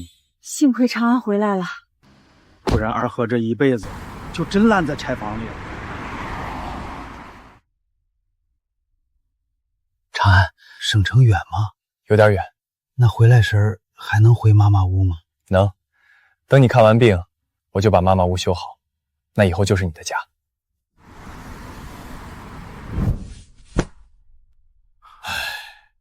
如果20年前及时就诊，他不该是现在这样。从影像和认知评估看，徐二和先生确实是幼年颅脑外伤后遗症，伤害已经持续多年，完全恢复不现实。但如果当年及时康复，他不该退化到现在这种生活能力水平。您的意思是，他本来能好一些，至少可以更早建立语言、计算、生活自理训练，不一定能和常人完全一样，但不会连自己的钱、自己的权利都分不清。他现在不是没有能力，而是长期缺乏训练、缺乏稳定照护，还长期处在压迫环境里。简单说，他不是没救，是没人救。医生，现在还能治吗？可以做系统康复，认知训练、语言训练、情绪稳定、生活技能重建，效果不会立竿见影。但只要环境稳定，他会比现在好很多。前提是不能再让他回到以前那种被责骂、被恐吓、被剥夺选择权的环境里。长安，二和不回柴房了，那大嫂会不会骂？不回，柴房以后不是你的地方，你有自己的房间。真的有床？有门？有。大哥不能进来抢东西。不能，谁都不能！是我害了他。医生当年让我带他复诊，我嫌花钱嫌麻烦，我以为他已经这样了，治也没用，我怎么这么糊涂啊！爸爸别哭，二和有钱，给爸爸买包子。二哥，这张钱先不给别人，你留着，以后你想买什么，先问自己想不想吃，想不想要。你不是只会照顾别人，你也该被人照顾。第一步就从让他知道自己也重要开始。把当年的病历和今天的诊断一起封存，这不是旧事，这是他们放弃二哥的证据。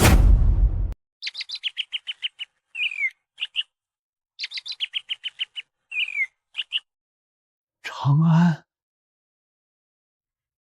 这写的是谁？徐二和，这是你的名字，这屋是你的家。二和的，不是大哥的，不是爸爸的，不是村里的，是你的，妈留给你的。手续也已经重新登记，以后谁要动这里，都要问你愿不愿意。二和要是不愿意，可以说不吗？可以，你可以说不。不想给就不给，不想按手印就不按，不想让谁进门就不让谁进。床太干净，二和坐了会脏。床就是给人做的，也是给你睡的。你不是柴房里守门的人，你是这个家的主人。软的，不扎背。秀梅要是看见这一天，也能闭眼了。这被子烧了吧，别再让二和看见了。不烧，留着，让二和记得，以前冷，现在不冷了。好，那就放进柜子最底下，不是为了受委屈，是为了记住，以后再也不能回到那样的日子。长安，你大哥出事了！他说只要二和写谅解书，就能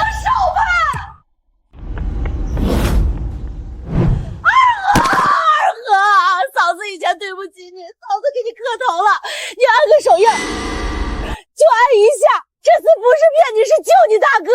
不按，长安说不想按可以不按。你大哥真要坐牢了，你不能这么狠心啊！以前嫂子打你是嫂子不对，可你不是没事吗？你现在有房了，有钱了，长安也回来了，你就放过你大哥吧。你听听你说的是什么话？他现在有房了，所以过去抢他的房可以算了；他现在有钱，所以拿他的补助可以算了；他现在没死，所以你们打他、骗他、骂他都可以算了。马桂芳，你们一家人的算盘真是一点没变。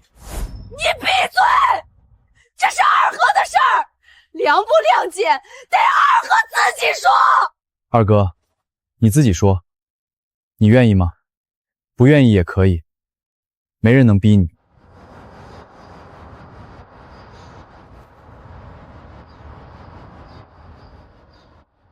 长安，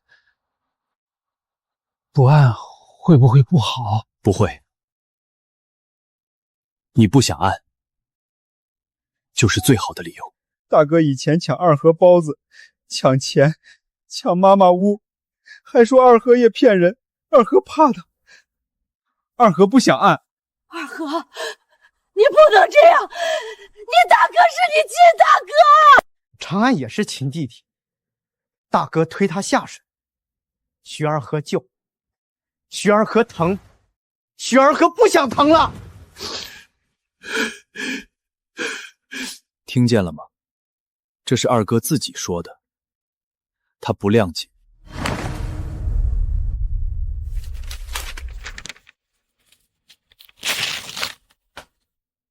这个不好，又要骗二和手印儿。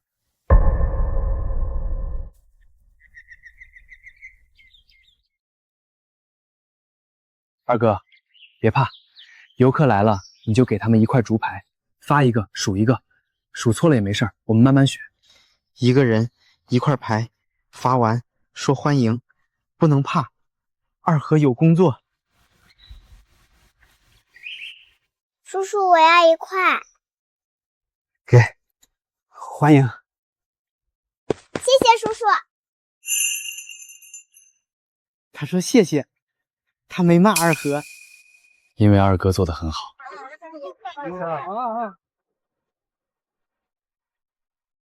您好，请排队等候哦。许二和，今天工资80元，你签收一下。不会写名字的话，可以按手印，但要你自己愿意。你可以写名字，不急。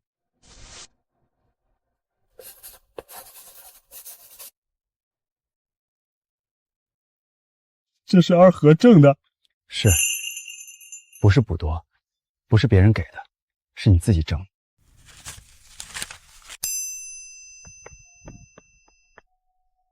长安吃包子，二和有工钱，这次不是捡瓶子的钱，是二和自己挣的。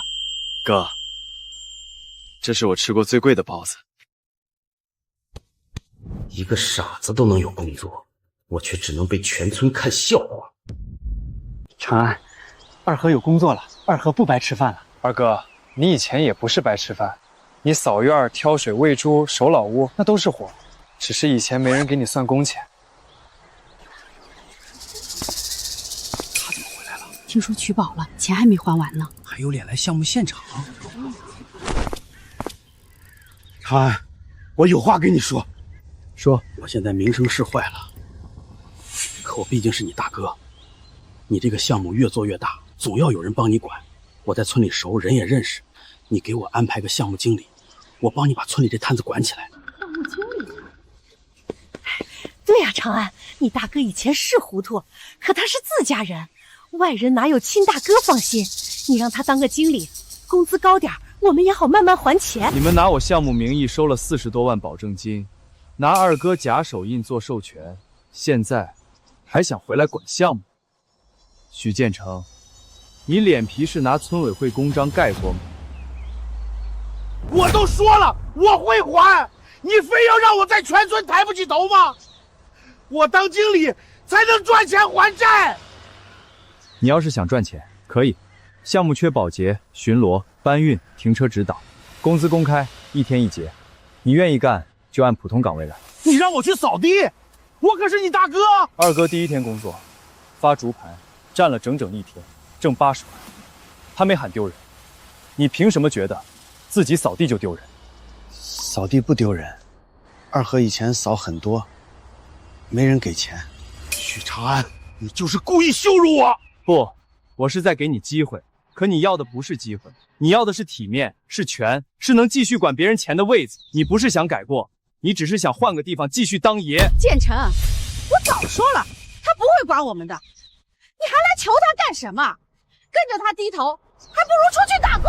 闭嘴！你吼我？要不是你收钱造假，我会被全村骂，我儿子的婚事也黄了。许建成，我跟你过够了！许建成，你没钱没脸，还欠一屁股债，这日子我不过了，我要离婚。长安，这个能一直戴吗？能，上班戴，下班可以收起来。这是你的工作牌，不是别人施舍你的。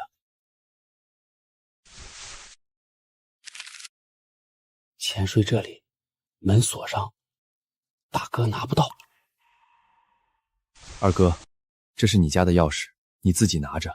我这里有备用钥匙，但我进门之前也会敲门，因为这是你的屋。长安也要敲门？要。爸爸呢？也要。那二和可以不开吗？可以。你不想见谁就不开，你不想说话也可以不说。你不欠任何人开门。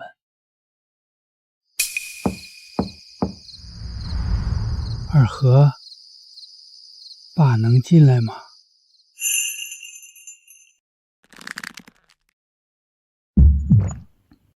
能。爸爸进来，不能骂人。不骂，爸以后不骂了。这被子还留着？留着。以前冷，现在不冷。以后看见就记得关门。二和，爸以后能常来看看你吗？敲门，带包子，不许拿钱。说得好，以后谁来看你，都得守你的规矩。爸，听见了吗？这是二哥家的规矩，这一次不是你说了算。我听他的。长安，二和会锁门了。以后，二哥也会保护自己。长安，不好了！马桂芳带人去柴房搬东西，说那里边有他的嫁妆。柴房里还有妈妈照片，不能让他拿。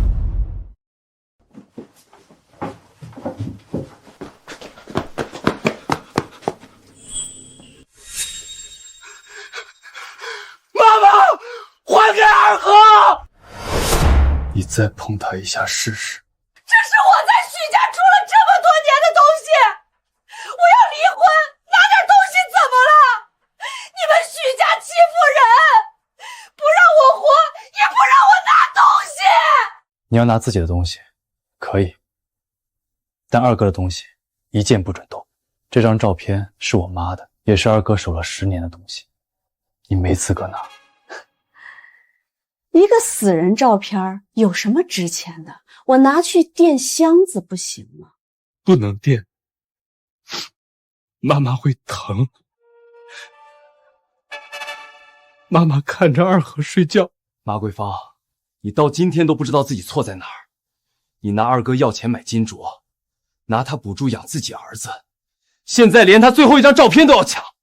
你不是离婚，你是临走前还想从他身上刮一层皮。把照片还给二和。你娘家的东西你拿，二和的你别碰。以前欺负他还不够，现在还来抢。姐，要不算了，这照片拿了也没用。给你破照片谁信啊？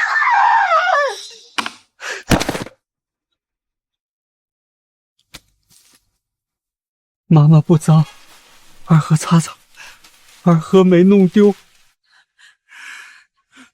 你要离婚，我不拦。你自己的嫁妆列清单拿走，但二哥的钱、证件、照片、旧物少一件，我报警。还有，你从二哥账户拿走的每一分钱，该还的一分不少。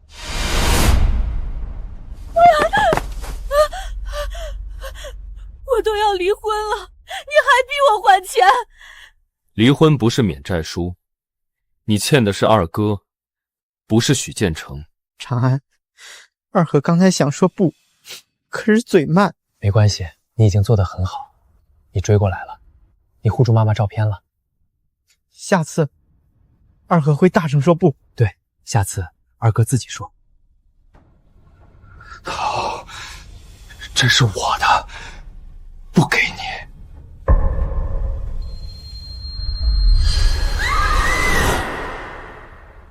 长安，我好像想起来了，那天河边，大哥推你的时候，妈妈也在喊我跑快点儿。二哥，你刚才说想起来了，想起什么了？水很冷，长安在哭，大哥拿木船，长安不给，大哥推，扑通！然后呢？妈妈，二和快救弟弟！二和跑，鞋掉了，二和跳水，水里看不见，长安手小，抓住，把长安推上去。石头砰疼，妈妈哭，爸爸说不许说，大哥哭说不是故意，爸爸说二和笨了也活着，建成不能毁。爸，这句话是你说的？我当时慌了，建成哭得厉害，你妈也快撑不住，我想着二和已经这样了，不能再把建成也毁了，所以你亲口告诉二哥，他笨了也活着，大哥不能毁。你让一个救人的孩子背着这句话睡了20年柴房。二和活着，长安也活着，好，不够，二哥活着不够，你本来该好好长大，该读书，该娶妻，该有自己的日子，不是只要活着，就算他们没亏欠你。徐总，这段回忆很重要，虽然年代久远，但它能说明许二和先生受伤后家庭长期隐瞒和放弃治疗的背景，后续做权益保护、追谈和监护变更都有意义。记录下来，不是为了让二哥再痛一次，是为了让所有人知道，他不是无缘无故变成这样，更不是天生该被欺负。长安不哭，二和在，水来了，二和还救你。哥，以后不用你再救我了，这次换我救你。明天是你妈忌日，她要是地下有知，也该看看二和现在有自己的家了。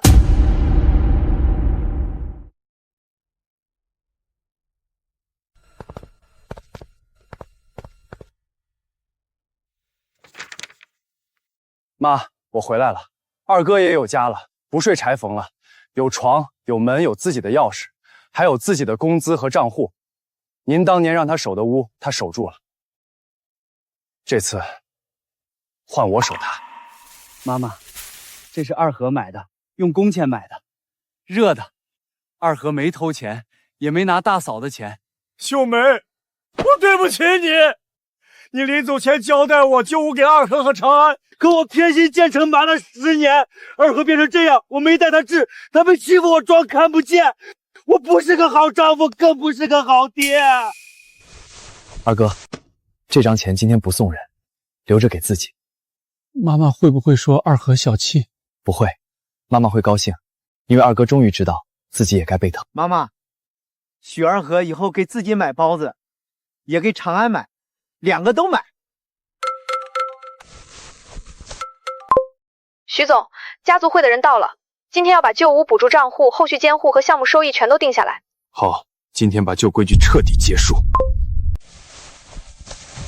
长安，今天我会当着所有人的面，把二和该有的都还给他。长安啊，家里事儿没必要写这么死。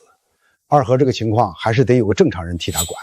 你爸还在，哪有儿子绕过老子单得利账户的？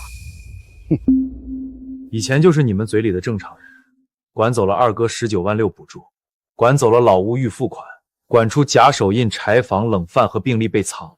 今天不是商量谁管他，是确认以后谁都不能再乱管他。长长安说的对，以前我偏心，我糊涂，总觉得建成是长子，家里东西就该向他倾。可这些年，二和受了多少苦，我都看见了，也都没管。所以今天我不再替二和做主，旧屋归二和居住，补助、追回款、项目收益全进二和独立账户。以后谁想动，必须走合法程序，必须问二和愿不愿意。爸爸不拿二和钥匙，不拿。以后爸进你屋也敲门。那爸爸可以来，带包子，不骂人。这是老屋居住权益确认，这是补助追回和账户监管协议，这是项目岗位收入和收益公示规则。所有文件会备案，许建成无权干涉，马贵芳无权索取，任何族亲不得代签、代领、代管。说到底，不还是为了钱吗？钱？二哥拿5块钱给我的时候，你们怎么不说钱？二哥捡瓶子攒8000块的时候，你们怎么不说钱？大哥拿他19万6的时候，你们怎么不说钱？现在钱要回到二哥名下，你们倒是都想起来谈钱了。从今天开始，许二和不是许家的累赘，他是有名字、有房间、有账户、有工作的一个人。以后谁再说他傻，谁再拿他当笑话，谁再想骗他手印，先问问自己配不配做人。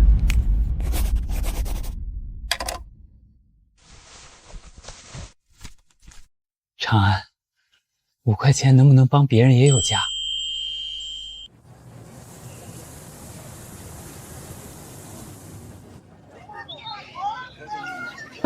几个？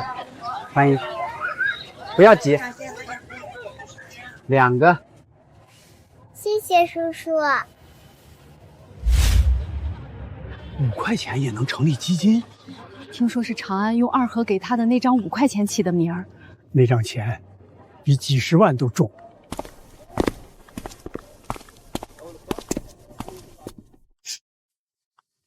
二和不会说，长安说。这个基金名字叫5块钱，不是因为它小，是因为我二哥曾经只有5块钱，却愿意全给我。他自己睡柴房、吃冷饭、捡瓶子攒钱，可他看见我被赶出家门，第一反应不是问我有没有钱，是怕我饿。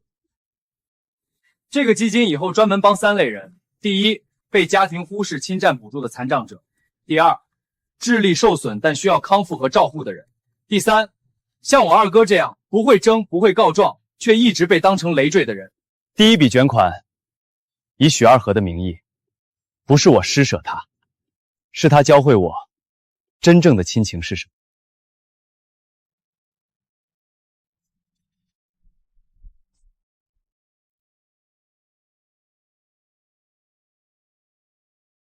长安，钱不能花了吗？这张不花，他会帮很多人。以后基金每帮一个人，都会记着，是二哥先给了我这5块钱。5块钱能帮很多人吗？能，因为它不是钱，它是你给我的家。现在，我们把这个家分一点给别人。那好，给别人买包子，别让他们饿。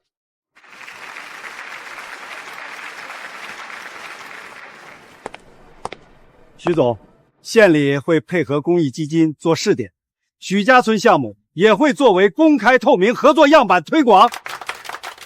可以，但有一条，项目不卖关系，不收保证金，不许任何人再拿弱者的手印赚钱。徐总，经历这么多，您现在算和家人和解了吗？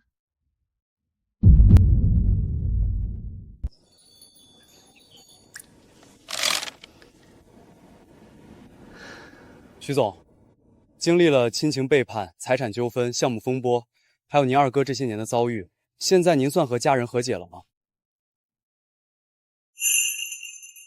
我和二哥一直是一家人，至于其他人，不是说一句血缘就能把伤害的人抹掉。我会给父亲养老，但我不会再用家人2个字替任何人的错误买单。那您现在怎么看家？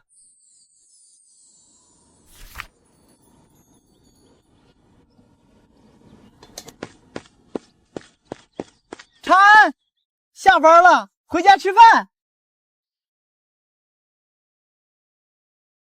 你看，这就是家。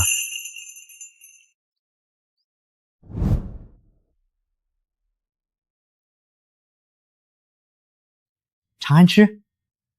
今天二和发了竹牌，没有少，工钱也拿了。二和厉害吗？厉害，特别厉害。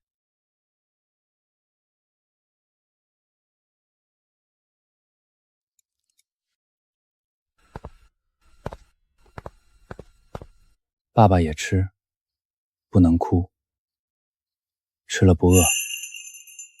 好，爸不哭，爸以后听二和的规矩。秀梅要是看见，心里肯定踏实了。妈妈，许二和有家了，长安也回家了，包子是热的，门也锁好了，没人抢。